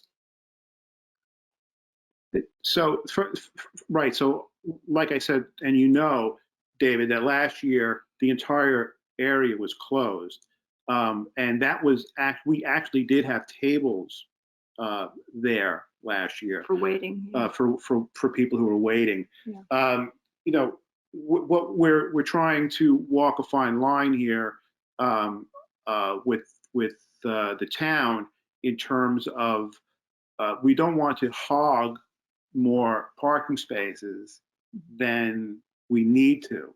So in terms of, creating a waiting area, that could possibly be a waiting area, or we could find another waiting area. But yes, there would be an outside hostess to direct the guests, where to sit, where to wait, et cetera, et cetera. So we would deal with that operationally. I hope you guys had a great experience. Given. Yeah, we always do. Thank you. Thank you. Liz Geiger, Chairman. All right, guys. Mario and Pia and David Genovese, you guys did a great job. You guys really have a thoughtful presentation. You really thought through everything and answered all our questions and concerns well.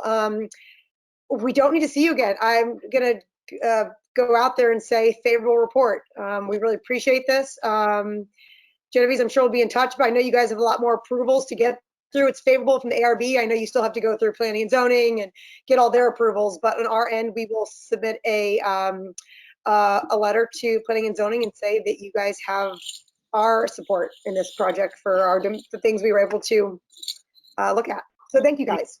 Thank you. Thank you very much. Thank you. Okay. Have a great night. Good luck. Thanks, everybody. All right. All right. Moving on, it's ARB number 27, 2020. This is BMW continued. It's just a deliberation among ARB members. The presentation, the third presentation, was given at our February meeting. It was the third and final one. So I'm going to recuse myself and let Dave Humphrey lead you guys deliberation here. And when that's done, we'll continue with the 1, 2, 3, 4 more applications we have. So good luck, Dave. Thanks, Liz. Dave Humphrey, ARB. Yeah, I'm going to share my Dave, screen. I've made you a presenter. Thank you. Yeah, I'll hit share in just a second. There was Dave Keating outlined in his email time slot on this agenda for this application is to, essentially run through our comments on the latest submitted design for BMW for the purposes of providing a report to P&Z. So I thought what would be helpful is to quickly run through the latest revised design, which was prepared for our last meeting, but we didn't actually go through it on a group. So hopefully you've seen that. Again, I'm just going to kind of scan through it quickly by sharing my screen and then run through the same order of board members to go through comments, and I'll try to summarize at the end. For those of you who may not have spent too much time looking at it yet, the main updates from what we saw as a group last time generally are a mansard roof at the service building in lieu of trespass fence that had been looked at previously, some revised siding materials at the service building, slightly revised location and a couple material revisions at the car wash. There's an additional section along the north property line that I think is worthwhile looking at. And then some additional details on the HVAC equipment that sit on the roof. So I'm going to go ahead and share my screen here.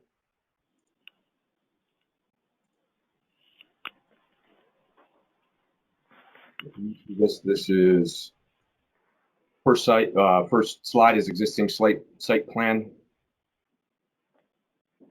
Take that as a yes.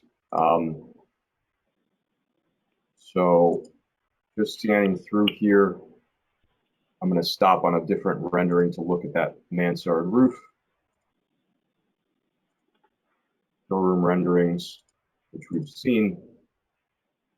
This is where we have a look at the car wash. Again, I think there were a couple of revisions made here to material choices based on our previous comments. Service floor plans, I'll come back to this. This is showing solar panels on the roof now, which we've seen. These are elevations, which we can review probably a little bit better in the renderings. This is, sorry. I'll zoom in on this here. Here we go. This is a section of how that mansard roof will be constructed.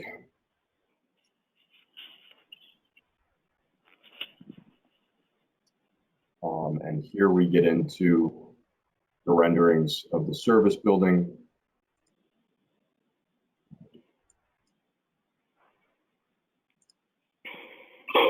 This out of the way.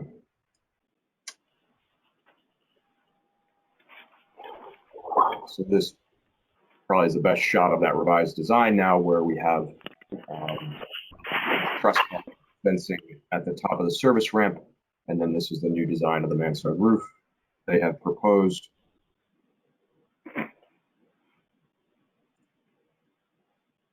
These were some shots that were to depict potential views from the neighbor.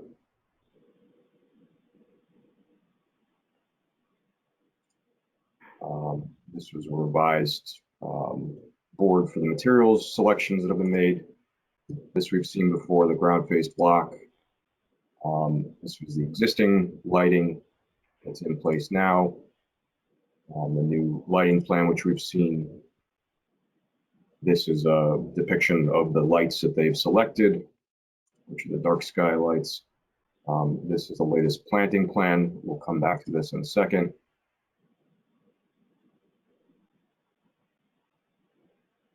And then these are some photos that we've seen before depicting proposed height of arborvitaes on the Middlesex property line that were agreed upon, I guess, based on a meeting that was had on site. A couple more photos along that north property line here. I just want to jump quickly to two other packages that were provided. This was in that full presentation, but this is a better look at the planting plan here. So this shows now the row of plantings that were proposed on the Middlesex property line, as well as everything that's proposed at the north side of the service building. This is the additional section that was provided. It should be noted, which shows the change in grade at the north side of the building, and where these trees, the lower section of trees here, are what's proposed to be planted at the north side of the service building on the BMW property line, and then in back, as noted with this call out here, proposed screening trees on Middlesex Commons property. And these have been increased to 20 to 22 feet. So these sit on the Middlesex property. One thing to note, which we can come back to, is just what this section shows is the slightly higher elevation of this building here, which I believe is unit 50. This down here is the section that we've had since I think the original proposal, which cuts through the other way, showing the grade change from Middlesex through the service building and what those sight lines are at, ground level, first floor level, and potentially second floor in the Middlesex building. And then lastly, this is an updated plan showing the HVAC units. And there's also specifications provided for these, where they show an HVAC screen with acoustic panel solution to be determined. So hopefully that shows the highlights. If anyone knows of something that wasn't touched on here that is new for us to review as a group, please do that as we're going through, and I can pull up anything from these PDFs for us to reference. So with that, why don't we go through the board, and I forget who came after me, but whoever that was, why don't you go ahead and, again, purpose of this is to provide any additional commentary that we have, thoughts, concerns, that we will then put into a letter to provide P&Z. David, it was me. It's Alex Lopatinsky, ARB member. I generally I'm happy to see a lot of our comments were picked up, and don't have any true concerns. I think the car wash redesign is a lot better.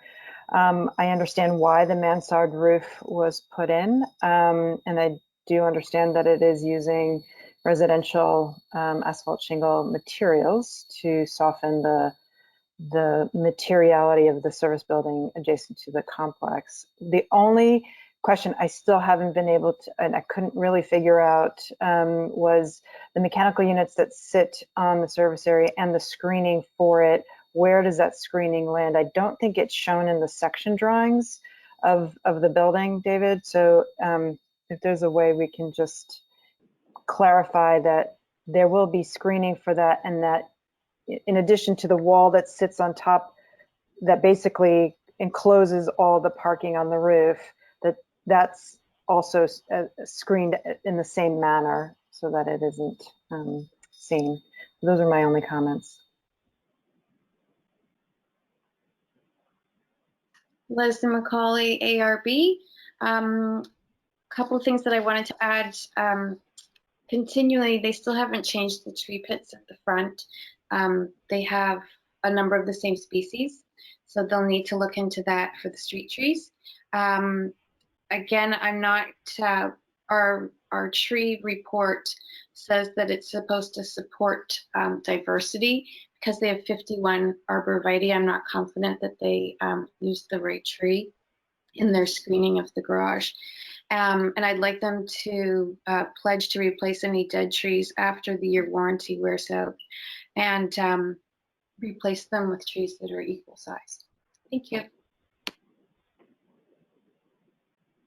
Marion Castell, ARB. I think there's been a lot of give and take on the issues of this building, and a lot of attempt has been made to make it less huge and burdensome, really, in some ways. I think that the screening attempt has been good, but I see that with the amount of screening that they're promising, there's going to be a lot of maintenance. And I also would like to see that that will be kept on, the maintenance will be kept.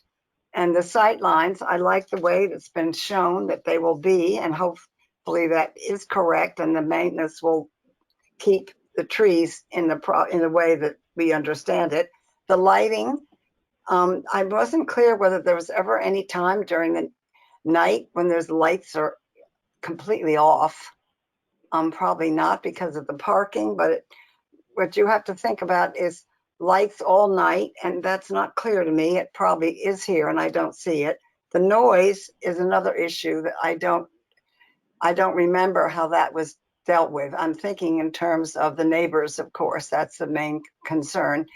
And so I also share the concerns, and I think the building itself is a little larger than it might have to be. And that is something, it's setting a precedent in town, I think, that is a little bit on the too large size. That's all. Marion Castell.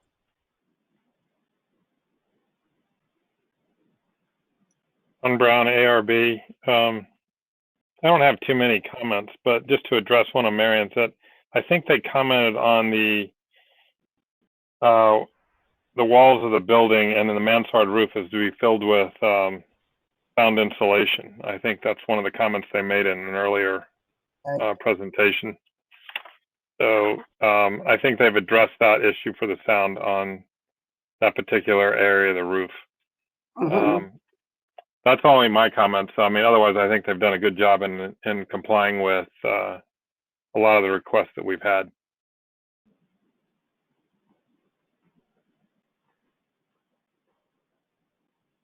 Rebecca Morrison, ARB member. I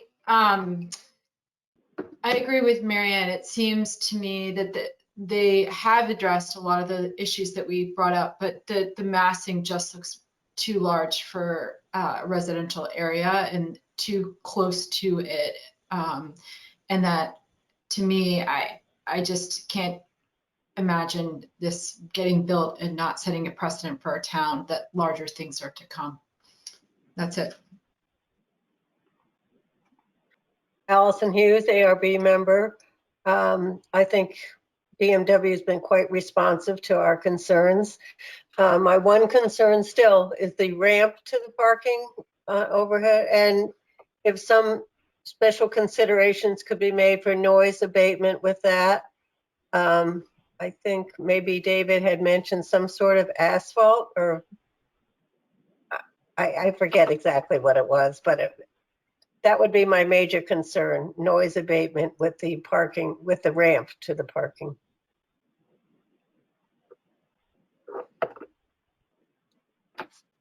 Dave Riley, ARB. I share the board's general acknowledgement that BMW has been as responsive as they could. I also share the concern that it is quite a massive building, and the strategies used to whatever extent help the massing sort of fade away. Unfortunately, when the mansard roof was introduced, I believe that's when I was sick with COVID, so I probably would have commented more on it at the time.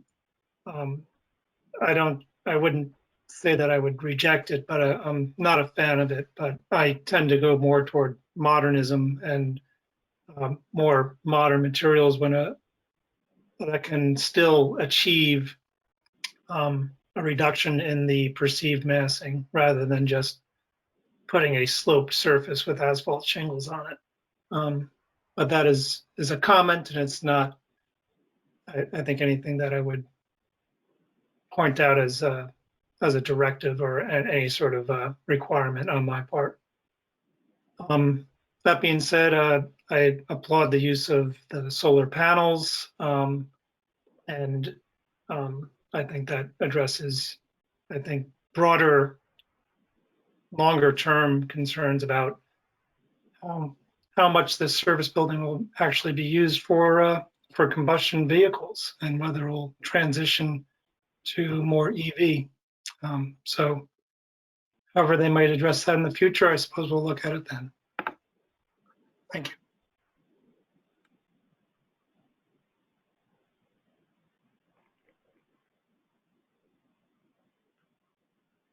David, were you the last, I guess? You're the last in the line, right? Anybody else? Okay, so I just took some general notes here to kind of highlight, kind of as a group, what some of the themes are, what are some of the things that we're bringing up. So we have, a little bit of, additional detail on the HVAC screening, maintenance of the landscaping, a few of us noting that the massing is still very large of the service building, the ramp noise, as Allison brought up. Just to run through a couple points that I had, which are similar to these. So David, you were speaking about the mansard roof, so that was actually prepared to be presented, and then due to time, we didn't get to it last month. So this is actually the first time that we're talking as a group about that mansard roof. I think it was done to better align with some of the residential design adjacent to this, with the intent, to try and have it fit in a little bit better.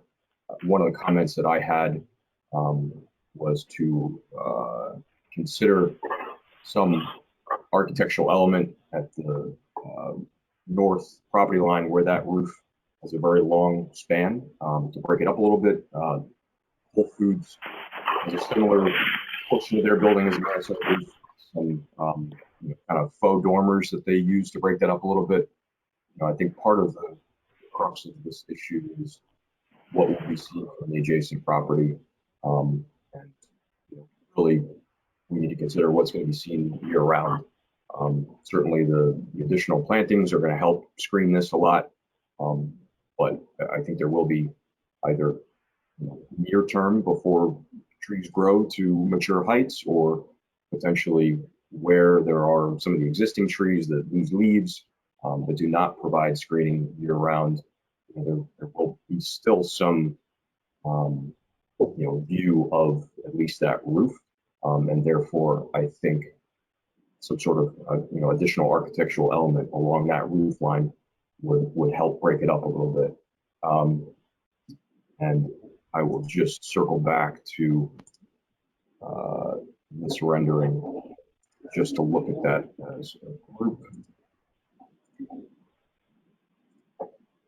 So that's, again, potentially putting something in this area here and that area there to break up, what is a long, monotonous span of roofing. As Allison brought up, I believe there's something that can be done with the asphalt mix to mitigate sound at that ramp, which I think should be considered with the proximity to the property line there and the residences. The sound mitigation at the HVAC wall that is noted on the plans, that is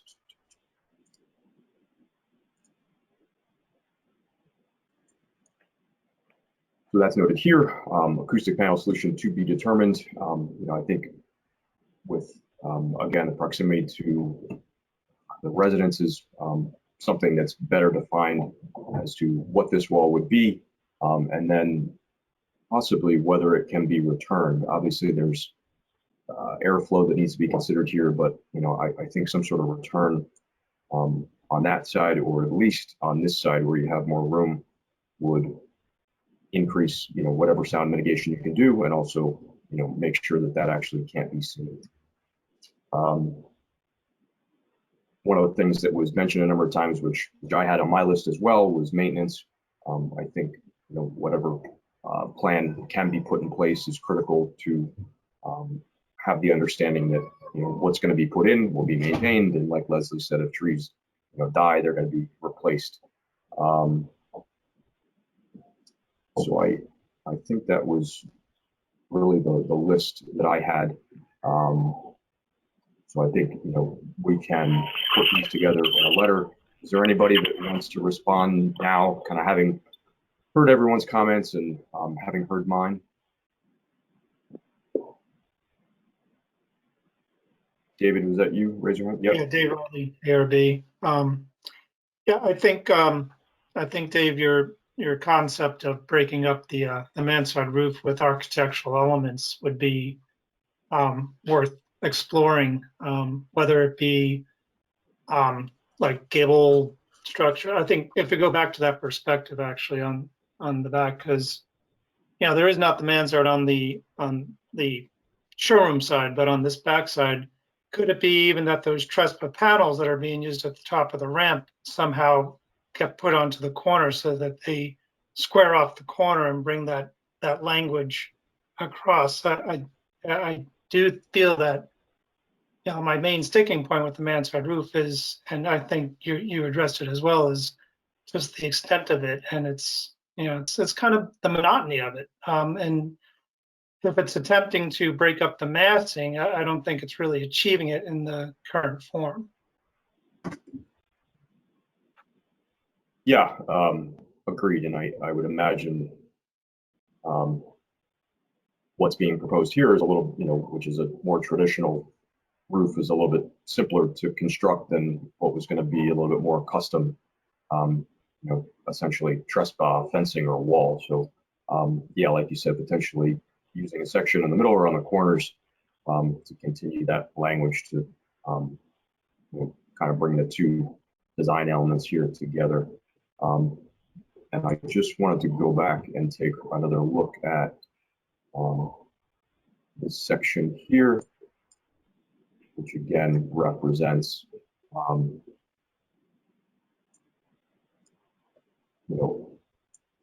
both sides of the commons where these buildings are at a lower elevation. I think it's the way that this is shown. I think it represents how the trees will screen the view of at least the majority of this massing. But potentially this building here will still have some line of sight to this upper portion of the service building. One comment that was raised was potential materials at the ramp. I just want to make sure that we looked at that as well. And the way I see that is this row of plantings, which are noted to be 41 TP. TP is noted over here to be these green giant trees planted at a height of 20 to 22 feet. So I think that will provide sufficient screening of this ramp here in regards to any view from this property. Leslie, do you kind of see it that way as well? If this is actually what's going to be put in?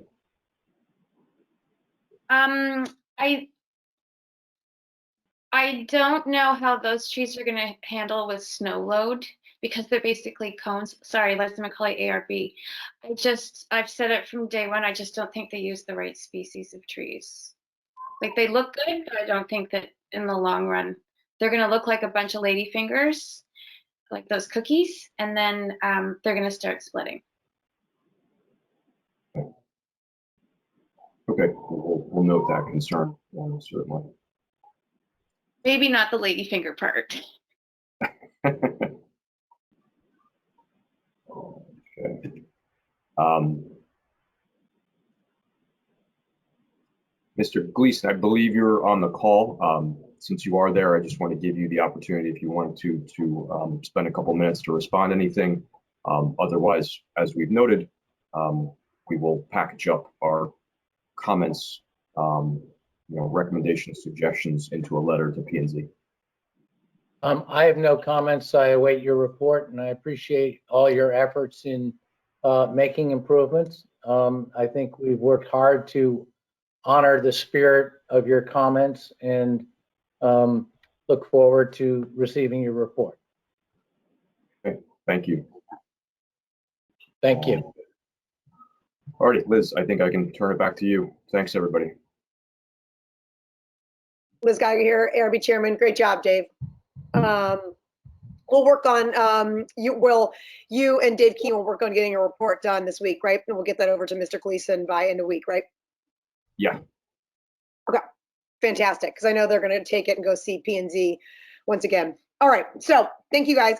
Moving on, guys. It is, what do we got here? 7 o'clock. Let's try to get this through in 30 minutes here. We got 4 more. ARB 07. This is Kennedy Barber Club at 1077 Boston Post Road. Kevin Kane, you're the man. Look at you. You pop up. You're ready to go after all that. If you want to introduce yourself, your company, and your relation to the project, and any other presentees that you're representing or whatnot, please. Thanks, Kevin. Hi, everybody. My name is Kevin Kane. I own Hungwell Signs, and I'm representing John Vaccaro with his new building that he's doing over here, the old Darien Playhouse. And Kennedy's is the first project we're working on. And as you can see, it's similar to the other jobs that I've done in town that you've approved, like Roost and Danny Cycles. This is a contained light box going over the doorway with the push-through letters, with the glowing light coming out of the sides of the letters, with translucent vinyl on the face. And that's pretty much it for the Kennedys.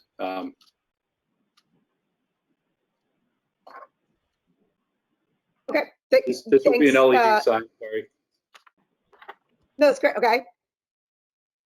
Thanks, Kevin. I'm sure we might maybe have a couple of questions here, but let's run through the same order, starting off with Humphrey and ending with Riley. Yeah, I don't have any comments. Thanks. Alex Lopatinsky, ARB. I do not have any comments. I understand what you're proposing. Thank you. Leslie McCauley, ARB. If you could just tell me what the sign is centered on. Is it the It's an entrance door. Hi, Leslie. Hi, Leslie. It's centered over the entrance door of the location. All right. Liz Geyer, Kevin, I love you answered, but I'm gonna make you hold off until everyone goes through. It'll go quicker. Okay, sorry. No, I should. I'm not shaming. I'll go faster for you. Okay, go ahead. Okay. Sorry. It's Mary. Marion Castell, I think it looks excellent. Thank you. Finished. Sean Brown, ARB. I think it looks good too. Thanks. Rebecca Morrison, ARB, I think it looks great. No comments.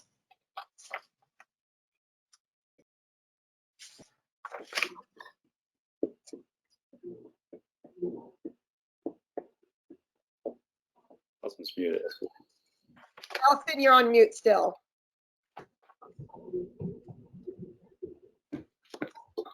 International language. Allison's good. Dave Riley, Allison's good. Dave Riley, ARB. This is just a minor thing, but on the front of the application, it says Kennedy's Barber Shop, but then the sign says Kennedy's Barber Club. And I imagine either way, I'm fine with it, but that's the full name. That's the actual name of the business. We had previously discussed on Parlor, including that secondary language, but I just like a clarification that this is the full name. Otherwise, I think the sign looks quite handsome. This guy right here. No comments. So Kevin, any responses you want to give? Yeah, hi, this is Kevin. Leslie, to address your comment, the sign will be located over the entrance of the store. And David, that's a great question. And this is the design that they sent me. So it may have been a typo on my pen, but I would assume, and it would be, let's go with the Barber Club. Because this is, yeah, I may have just typed it wrong.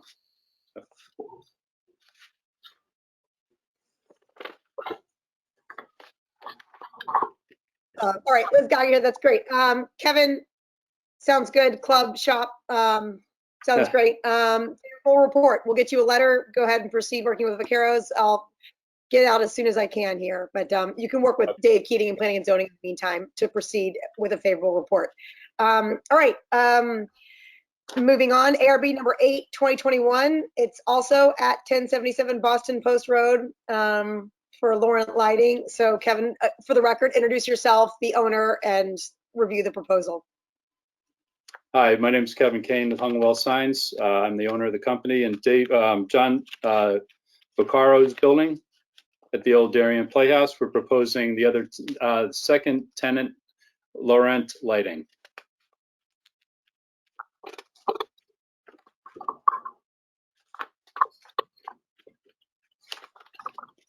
Kevin, same thing. Give us a recap. A recap in comparison to Kennedy. Yes. Exact same specs. Give us a rundown real quick. Right. Okay. This is Kevin with Hungwell Signs. We're proposing a sign, same as the Kennedy sign, going over their entrance doorway. Push-through letters. We're going to keep it all similar to every tenant in the building. And they also like to propose the flat aluminum letters, Laurent Lighting and Design, on the side where the existing Darien Playhouse letters are. These will be flat cut 1/4-inch aluminum letters. Then they will lay flat against the existing wall with pins and silicone.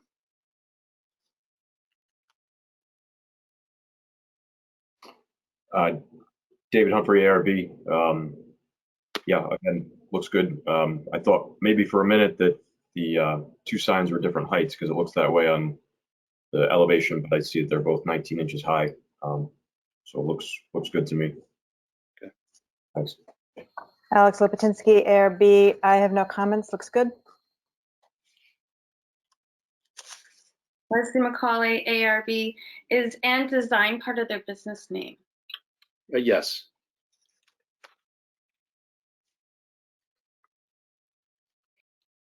Marion Castell, ARB. I think it looks fine.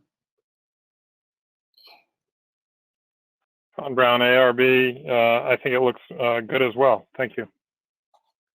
Rebecca Morrison, ARB. I was concerned, at least with the rendering that the spacing between the lettering was off. That Laurent, the spacing is very, it's very spaced out, and lighting and design, I understand you have to fit it in that area, but therefore it's really tight. And to me, that makes it, from a design perspective, look, it just, to me, it doesn't look quite as polished as it could be. Allison Hughes, ARB. The two signs, is all the signage within their signage requirements? Does it fall within the regulations? I'm sorry, not requirements, but the regulations? Keep asking, Allison. Is that your only question? I'll have them answer it. I'll have Dave keep answer it. Question, yes. Okay.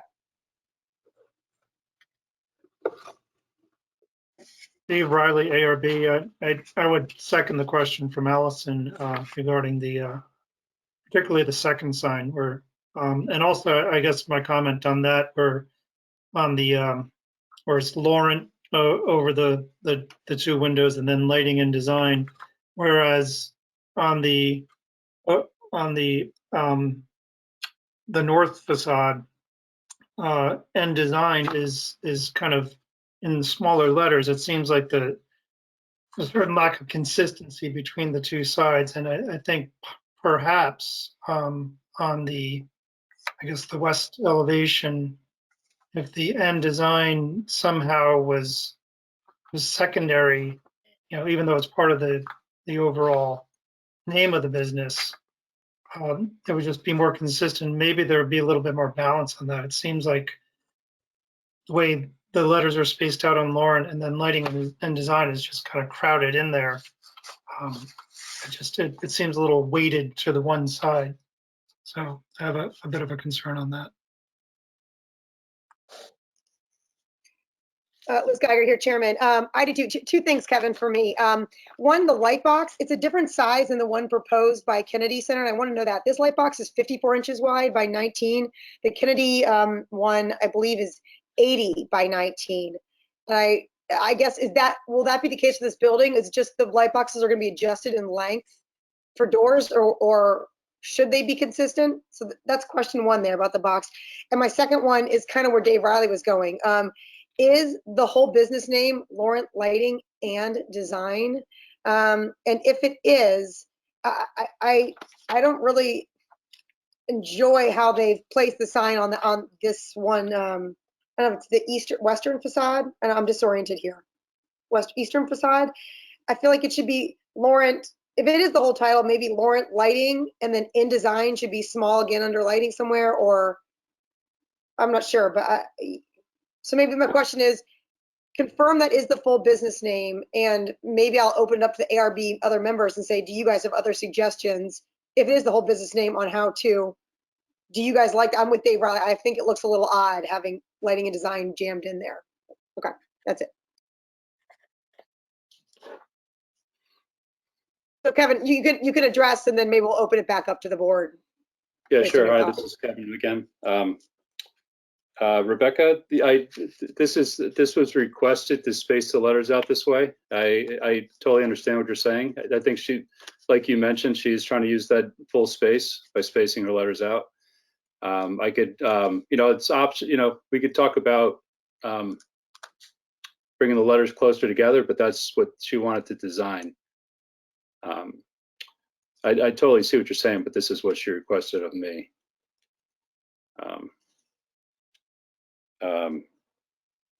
Allison, we'll talk to Dave. I believe I believe it does fit the regulations. I like to maybe talk to Dave about that just to double check. Dave Riley, yes.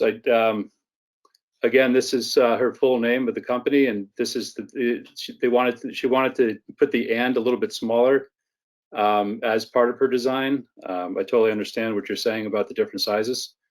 I don't know whether there's an option to see what it looks like all in one size, to propose that. And Liz, that is her full name. I actually, as we spoke, I Googled her Richfield office, And it is Laurent Lighting and Design. That's her complete name. And I think that I addressed the question. If I missed something, let me know. I'm sorry. Liz Geiger here, Kevin. My other question before we circle back on the pin letter signs is the size of the box sign. It's 54 here and it was 80 on Kennedy. Yes, hi, it's Kevin. Yeah, I believe it might have been a square footage storefront issue. Is why it's smaller, because their storefront's smaller than Kennedy's. I do know what you're saying, because his other location where the Roost is, they're all the same size. But I think they all had, in that area, they all have the same frontage.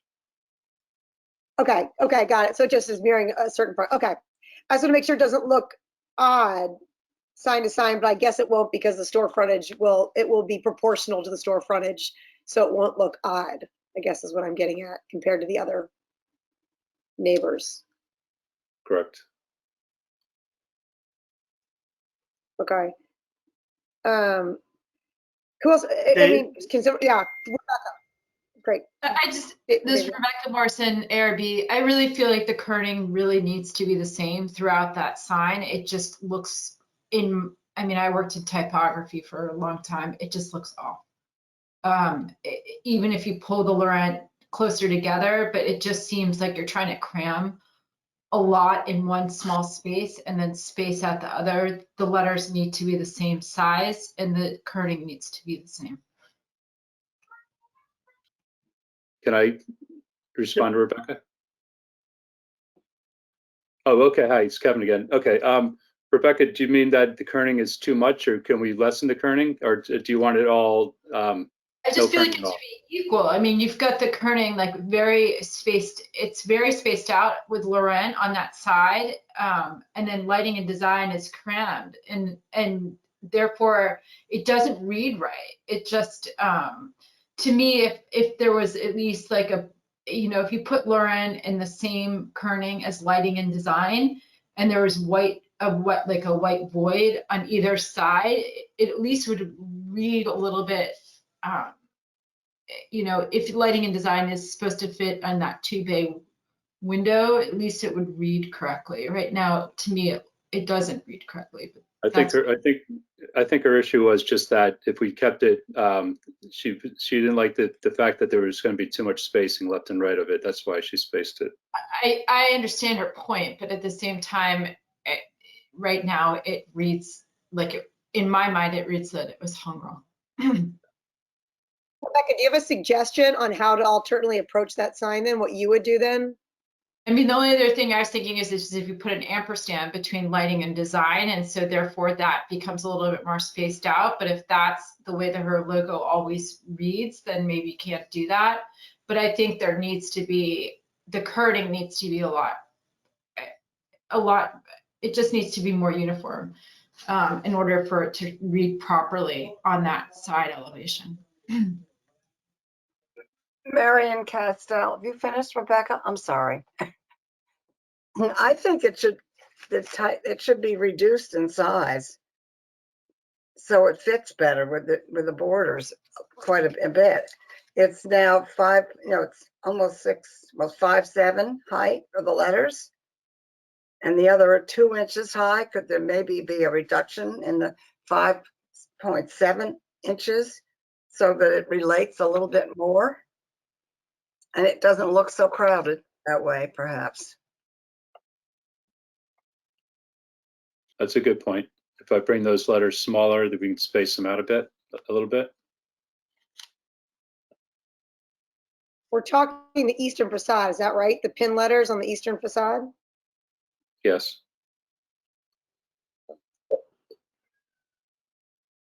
Anyone else? Humphrey, Riley? Yeah, it sounds like that would be David Humphrey, ARB. I think that would probably be your solution, is reduce the size of the lettering for Laurent lighting and then increase and design a touch. And I think it would kind of bring both in a little bit better proportion with one another. Mm-hmm. You get more space around it too.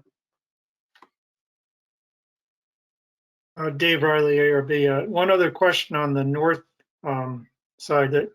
Does Laurent Lighting occupy that 18-foot space, there are two bays, and one just says signage, and then the Laurent Lighting and Design. Is there any opportunity there to sort of replicate what's happening on the west side in any way? I guess so. There's one bay that just would not have a sign. It would just be the regular term, which I guess is not a detraction, but it's just whether there's an opportunity there to sort of marry the languages of the north and the west signs. I don't know. Rebecca Morrison, ARB. The only other thing that I just looked up her website. On her website, she has Laurent Lighting kind of on one line and Design in the other. I mean, I know that just looking at the amount of lettering that obviously Laurent Lighting would be more and Design would be less, but at the same time, maybe that's a better way to break it up. Because right now on her logo on her website, it's actually two different colors. It's black for Laurent Lighting and Design is like a gold tone. And I'm not suggesting necessarily that it's two different colors, but it could be broken up differently. I'd have to play around with it, but obviously, Kevin, you're the expert. So there you go. I see it on the website, yeah. Liz Geiger here. I mean, Kevin, I don't want to go too long on this, but like, I think to summarize this so we can keep moving. Okay. Oh, sorry, Allison, hop in. Go ahead. What if we put in the two signs, Laurent, and then the other side, lighting, and Design underneath the lighting part, you know, as the addition in small letters. Have So the Laurent and the lighting equal with a little tagline under the lighting and Design. Hi, this is Kevin. I'm not sure there'll be space so you like to have the Laurent on one side, one bay, and then lighting centered on the other bay, and then Design underneath the lighting. Right. I'm curious about the size, and I don't think Laurent would be centered because lighting would have to be up higher to fit the Design, maybe. Well, just very like a small tags line, you know, I mean. Just something small underneath it. Right, the Design. Yeah, on the side. I don't think with the whole thing. Oh, sorry. Sorry. Liz Geiger here. My husband has to eat dinner. One idea too is could she lose Design on that side? Could just be Laurent Lighting? Like, since the other side has the Design, does that side need to have the full name? I mean, and by the way, I was going to sum up and say maybe we don't have to brainstorm this year because I don't want to take up so much time. But Kevin, I think the one sign is going to get a favorable report, but this side is a little troubling to us. So can you go back to the drawing board and maybe draft up some other options or some ideas for this side and send them back to us? We can either approve them administratively if you send a couple PDFs, or you can come back and we can discuss this again in another meeting. I don't want to spend 10 minutes here going back on this. I don't know if we're going to answer, and if you can even answer it without her here to approve, but I don't know, there's been some ideas, right, of ways to take this. What do you think? Yeah, I'll take care of it. I'll redesign it and I'll send it off to you to take a look at it. I think that's the best way to do it. Okay. Redesign it. Yeah, Liz, get rid of the kerning and work on that in Design, and then that's it. Okay. Okay, like that. That's Liz Geiger here. Yeah, thanks, Kevin. Yeah, I just think that way we can keep moving. I don't want to. We could go on this forever. So I'll put a letter to you. Favorable report for the one sign, for the box light sign, but not yet for this side of the building. And we'd like to see some more visions. And you can send them administratively, electronically over PDF, and we could do it that way. Or if it gets complicated, if you send them, then we might ask you to come back. Let's see how it goes. Okay. Last one's pretty simple. Thanks. Okay. ARB, we're moving on. The next agenda item, we've got ARB 09 2021. This is the Gardner Center, 1396 Boston Post Road. If you guys remember, we saw these guys, I think it was even December. We gave them a favorable report with some changes though to one of their signs, and then they went back and I think just decided to kind of revisit the whole application. So Kevin, if you would introduce yourself for the record and who your client is and tell us what changes have been made here. Hi, my name is Kevin Kane with Hungwell Signs. The Gardner Center, Chris Baker is the owner, and his proposals are to replace the existing sign at the street with a double face light box, similar to what we're proposing for the Kennedy store. But this will be the same thing, but double-sided. He'd like to put it on a stucco base that matches his building facade, and it'll be lit with LEDs, with subtle LEDs. It won't be super bright to distract any traffic, but that's what he would like on the street. I added a picture of the roost, shows you what it looks like at night. He also would like to move the letter, because he's changed his logo, obviously. He wants to remove the existing letters and remove the existing gooseneck lights, and have these backlit letters that shine onto the building, self-contained LEDs in each letter, and place them on the corners of the building for, I guess, better visibility for traffic. Those would be white letters with the a white soft glow light. And one of his things you can see here is he would like a orange stripe around the edge of the building, again with a soft light behind it. Hopefully in an orange color that just shines onto the wall.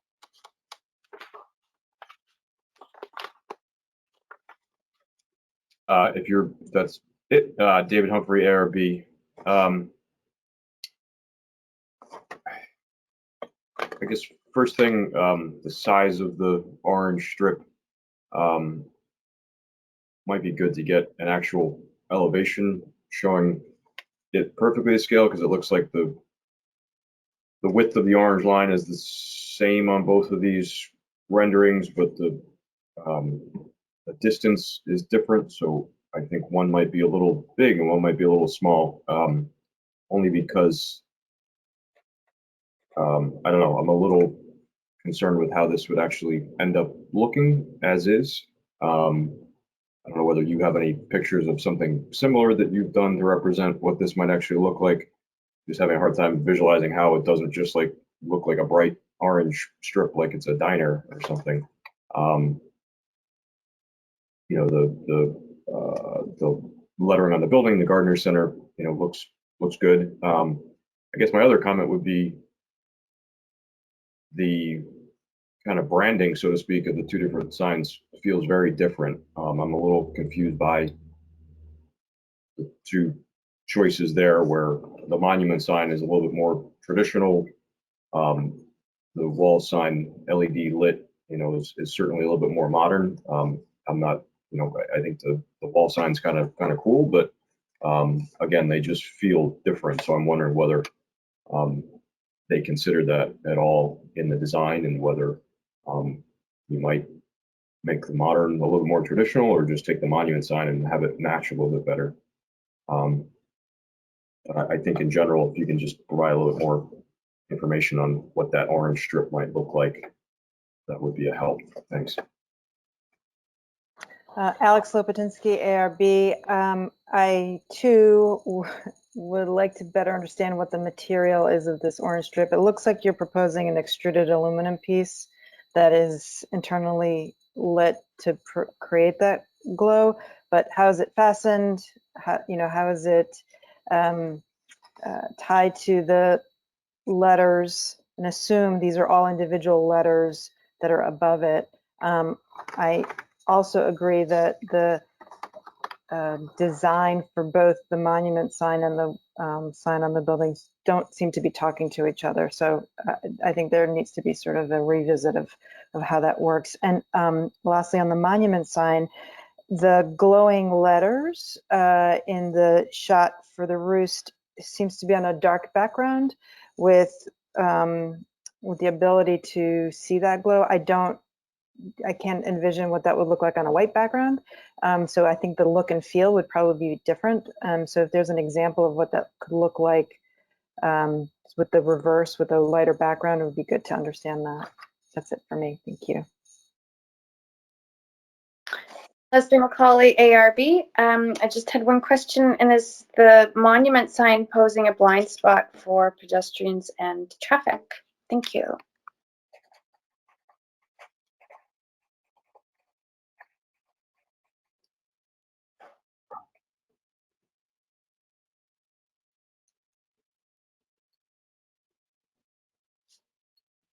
Rebecca Morrison, ARB. Wait, Marion, you are up after Leslie. Marion, then Sean. If you're on mute, Marion. Great. I'll stop. And you can go. I'll come back after when Leslie's finished. I'm sorry. Leslie? Leslie's done. You're up, Marion. All right. You're good to go. All right. I'm just emphasizing that the monument sign is so irrelevant to the brown and the soft colors in the other that I think it has to change colors or something to make it talk to the building. It should make it go brown, or it should do something to make it relate.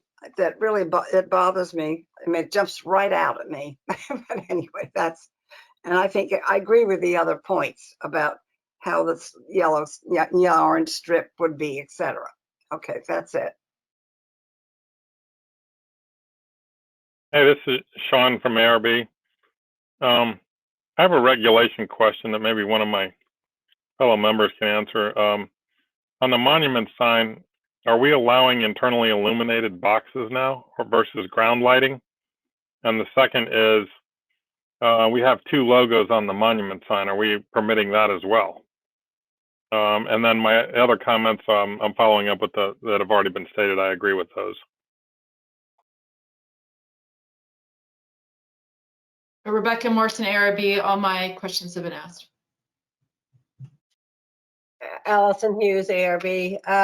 It seems to be a lot of signage and a lot of lighting to me. And I also question whether we have had a internally illuminated monument sign before. That's all. Dave Riley, ARB. One of the nice things about being last is pretty much everything has already been asked. I actually would like to be a little bit more vocal about that bright orange strip. I don't think it does anything to enhance the facade, and I'd be looking for, a neon blue plate special after it or something like that. It seems totally inappropriate for the actual structure and the business for that matter.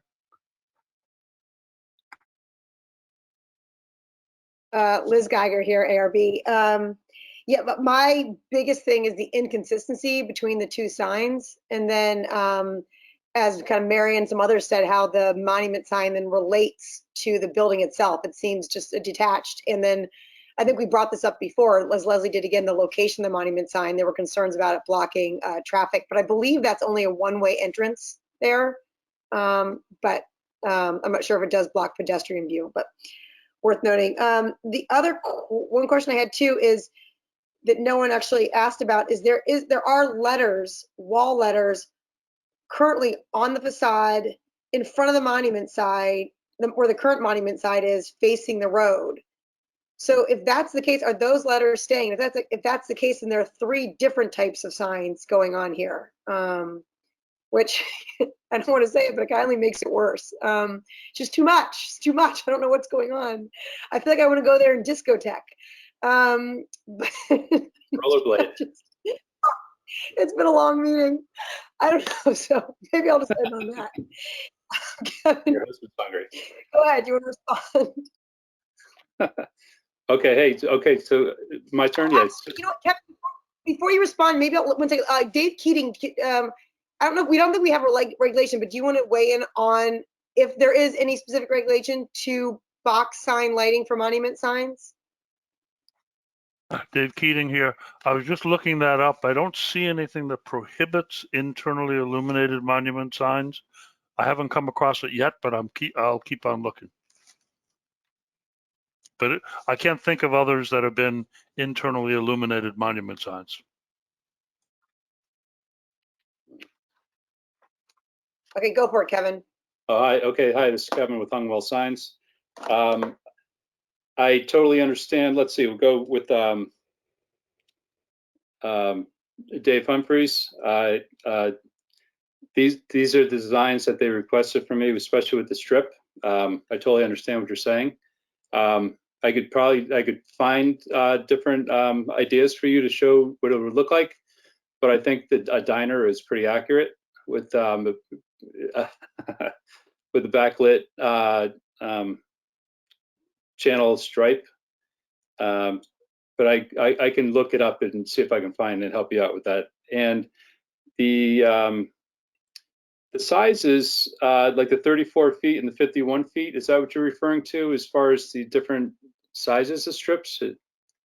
David Humphrey, ARB. I just meant that in the two shots, the width of the orange strip, which you note to be 5 inches, looks to be exactly the same. It just feels like because there are different distances from the building, in reality, that would be different. So maybe just have one elevation that shows the exact size of the lettering along with the orange, the 5-inch orange strip, just to show, make sure that that proportion is represented clearly here.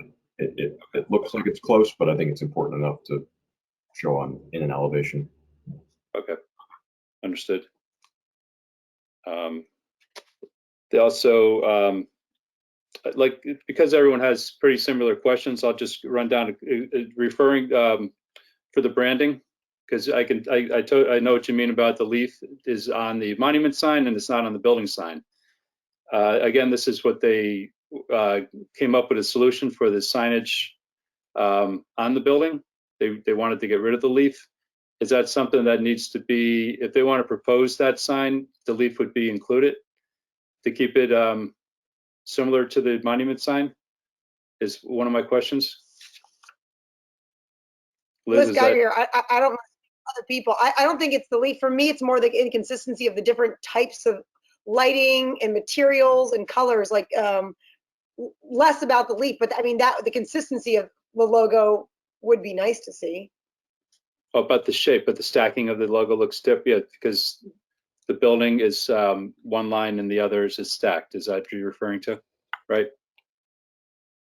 Anyone else want to jump in? Alex? Yeah. Alex Lopatinsky here. Yeah, I think it's also the font styles. I think it's the colors. I think you got a lot going on, and they're not talking to each other. So I think there's an opportunity here to kind of revisit how all this could sing together and work with the existing building as well. This is Kevin. Just to address the font styles, they'll be exactly the same. I can see where it may have come across differently on the drawings. The monument might be a little bit thicker, but everything's going to be exactly the same, obviously, because that's. I can see maybe that's rendering. The Gardner Center may be thicker than the building letters. So you're saying in the wall lettering, Gardner's is going to be the thickness of what it is in the monument sign? Correct. I'm Marion. Alex, I'm sorry. Sorry, go ahead, Marion. Well, I think it's the soft brown and dull window trims, the whatever it is, dull orange, and this bright white. Maybe the background should kind of tie in with the color of the building, and then make Gardner Center in white, to kind of match the whites in the signs above. I mean, it has to kind of feel like that's when you need. I think you need more similarity. The monument. The monument. I'm talking about the monument now. Yes, yeah, so darken, maybe reverse it, make it to face the monument sign, the color of the building, and then white lights, Yeah. white letters, the copy of the building. Well, if you had the background to color the building, or, you know, then you could have white lettering or whatever, but it should look like it's kind of part of the building and the organization. And the color is the thing that is the largest difference, is just the color of the sign itself. That's an easy fix. Yeah. Yeah, but and that might do it. And you could probably still keep, you'd have to look and see if it's too busy to have a leaf and the, you know, and the enough, whatever. My mind's gone blank here. The shovel. Well, it's not a shovel. It's more like a. Oh yeah, that's the new logo. That's what they've designed. That's their brand new logo. That would have to be in it. Well, that could all be there with the pictures, but if the background, even if the background was the color of the building and you had white letters, that they would certainly show up if you had interior lighting.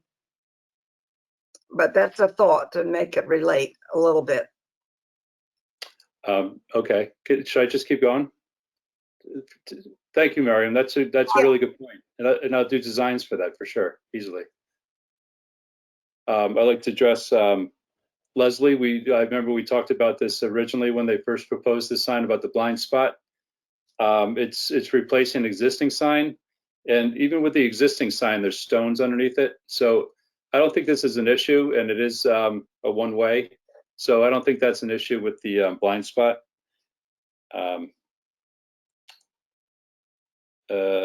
Sorry. Allison, you had a question about the illumination. Sorry, I kind of lost my space. Liz, sorry to be going back and forth, but Liz, are you when you say 3 different signs, are you thinking that the old signs are going to stay? Yeah, in one of your depictions, there's a white pin. Sorry, Liz Geiger, ARB. In one of your depictions, there's white pin letters on the north facade of the building facing the post road. And I didn't know if that white pin letter sign was leaving. Their old signs will be gone. David Humphrey, ARB, I second that. I mean, what this doesn't show is the perspective you would see where the Gardner Center, they're going to be at the same corner, right? Correct. Yeah, they're going to be right next to each other on the corner. I don't think that's right. I think, if anything, the Gardner Center on the north face parking lot rendering should be over the door so that it's not adjacent to the same sign at the corner on the other elevation. But that's my point, Liz Geiger. I don't think, like, in this bill, like right now, there's lettering up here that's on facing the post road. Is this staying, Kevin, No. or is this lettering being removed? That's gone. That's gone. That's the old lettering. That will not be there. And then my follow-up question is, why do they not like that white pin lettering? Like, why the LED lights? What was the directive you were given? I think for they approached me with the signs on the corners, and they liked the idea of it being lit for more attention on the street there. That's about it. But they do like it on the corner. I mean, you can see the old ones used to be over the door, but this is how their designer came up with it, and this is what they gave to me to propose. So that's what their idea is. Go ahead, Ryan. Dave Marley, ARB. I actually do. I think the corner lettering, I think that's actually pretty successful. Sorry, I had to run out. Might be visited by a 4-year-old soon. I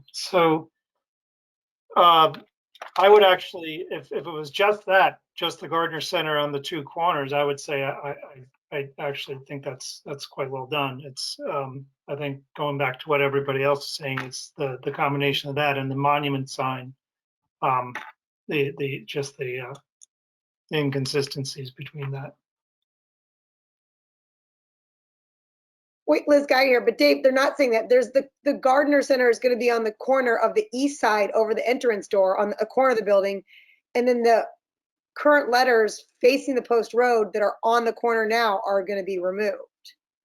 No, they're not going to be over any entrance. They're going to be on the corner.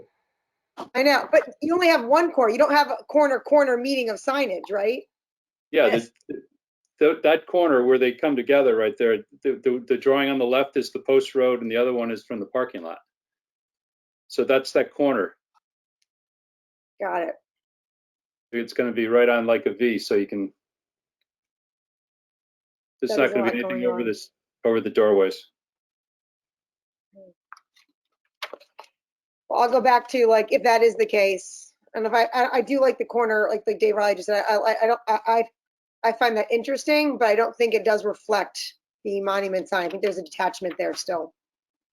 So just the monument sign to propose, I can send you off a drawing of a different face color of the monument sign and see if we can match it to the building. Guys, anyone else? I mean, I can say yes. Does everyone else feel that way? If that sign had similar font, similar colors, similar letter size, would that, you guys think that achieve what we're going for here?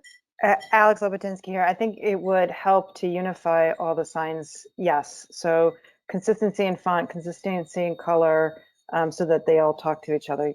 So yeah.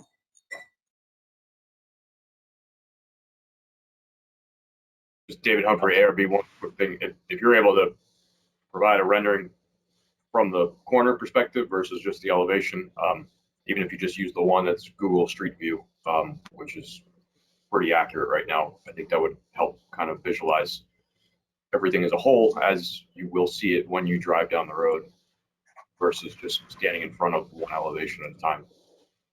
Okay.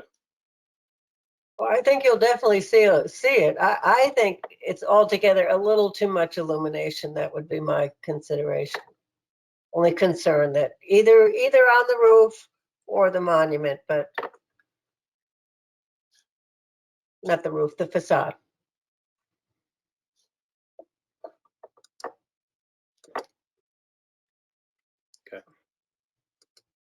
So it's something I can send you PDFs of the new drawings, since they're hoping, you know, they're anxious to, because they did change their whole design, and that first meeting was a waste of everyone's time.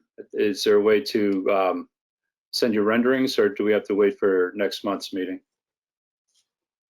Liz Geiger here. I mean, you can try. I think there are a lot of things up in the air. If you're going to send us renderings, they have to be super clear, like, you know, labeled, you know, to the T, with what is being lit, what illumination, what color illumination, what sizes is, what thickness, what you know, material.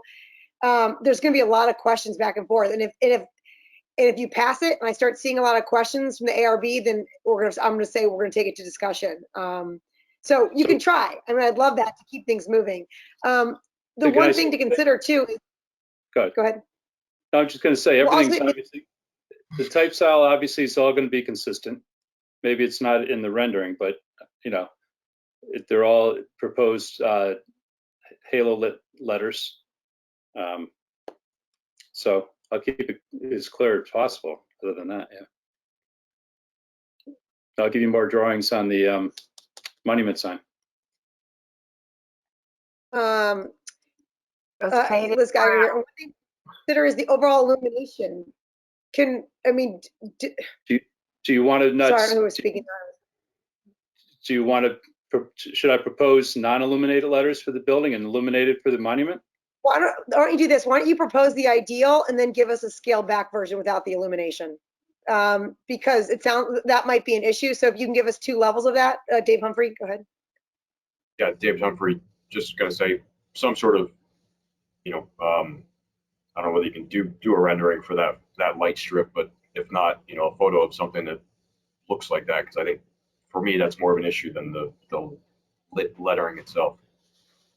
Yeah, they might conflict with themselves too, with an orange light next to a white light. Yeah, I think the orange could power the letter. And also, sorry, one other comment. You note here, that's to shine light onto the building, but I don't know. It seems like it would just kind of shine out and not necessarily onto the building. So it'll be a channel letter, channel design, like a with the LEDs inside with pin mounts shining onto the building, like a halo lit letter.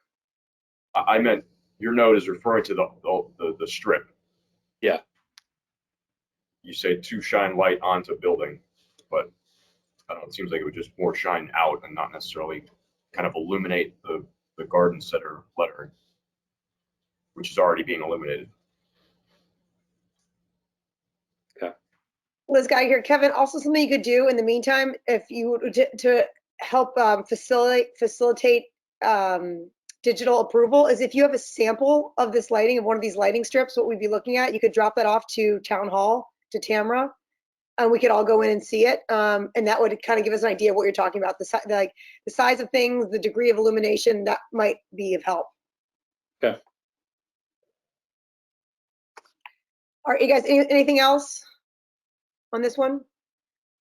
All right, here we go, last one. ARB number 10, 2021, we got Post Road Home Center, 110 Boston Post Road. For the record, Kevin, just introduce yourself and who your client is. Thank you. Hi, my name is Kevin Kane with Hungwell Signs. This is a new tenant moving into this area, this store, and they're proposing the Post Road Home Center. A formed aluminum sign. The old sign they took down was the exact same formed panel. It's actually still in their store. They just got to get rid of it, but it's a formed aluminum panel sign with the letters, black letters on top of it. Flat cut aluminum letters for maybe 1/4 inch for dimension, and then mounted with brackets onto the building.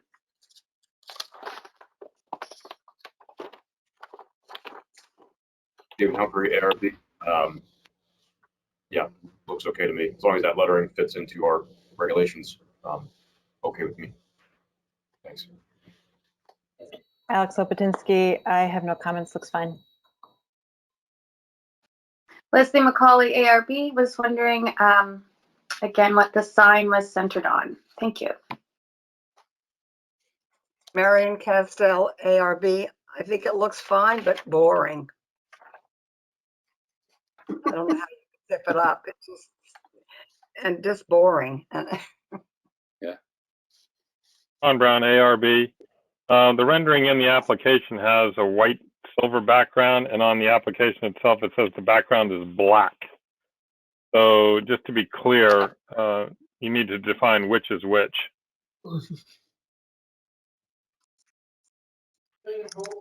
Rebecca Morrison, ARB, I think it looks fine. Allison Hughes, ARB. I'd like to hear you answer Sean's questions. Looks fine. Dave Riley, ARB. I have no exceptions, but I'm interested in the response to Sean's question. Liz Geiger, my only question is, are those gooseneck lamps staying? So go ahead, Kevin. Quick response. We've got 2 minutes to wrap up, so 1 minute. Hi, this is Kevin. Yes, that may have been Sean. That should be reversed. Obviously, the background is going to be aluminum, and the lettering is going to be black. I could adjust that for you. I mean, the background's aluminum, the lettering's black, right? I hope that satisfies that question. Liz, the lighting is going to stay. They haven't mentioned it to me, but I don't see why it would be removed. I could ask them. And Leslie, the sign is going to be centered over the doorway. It's going to actually fit into the faded painted area that the old sign came down in. So right over the doorway, right underneath the lights. And I hope that was all of them. I'm sorry if I missed somebody. But and Marion, I think that is boring too, but what are you going to do? I don't design all of them. It's a pretty cool space. It's a nice spot. I'm not knocking you, Kevin. I'm sorry. No, I know, but it's pretty funny the way you say some things. Liz Geiger here. That's a beauty. You turn over 70, you can say anything you want, pretty much, right? That's right. He's right. Okay, Kevin, this one will get a favorable report. I'll get it to you as soon as I can, but you can work with your client and Dave Keating and Plan Zoning and okay. Under the assumption that it is favorable. So go ahead. Okay, thanks. And then we'll talk about the other ones. I'll wrap it up in a letter, but we'll have to see something again on those other two. Yeah, I'll get on the Gardner Center. Okay. All right, thanks everybody. Thanks, guys. Okay, we have 1 minute here. I just wanted, did you guys, approval of minutes? We don't have the February ones. Sean, you'll get those to us hopefully this week. But are the January ones all approved? Raise your hand if they're approved. Riley, Marion, they're approved? Yeah. Okay, great. I wasn't Minutes at are- that meeting, so I don't. Oh, yes, that's right. Okay. All right. And then we'll look at February minutes later. All right, it is 7:54 p.m., 1 minute to spare. I'm going to adjourn the meeting.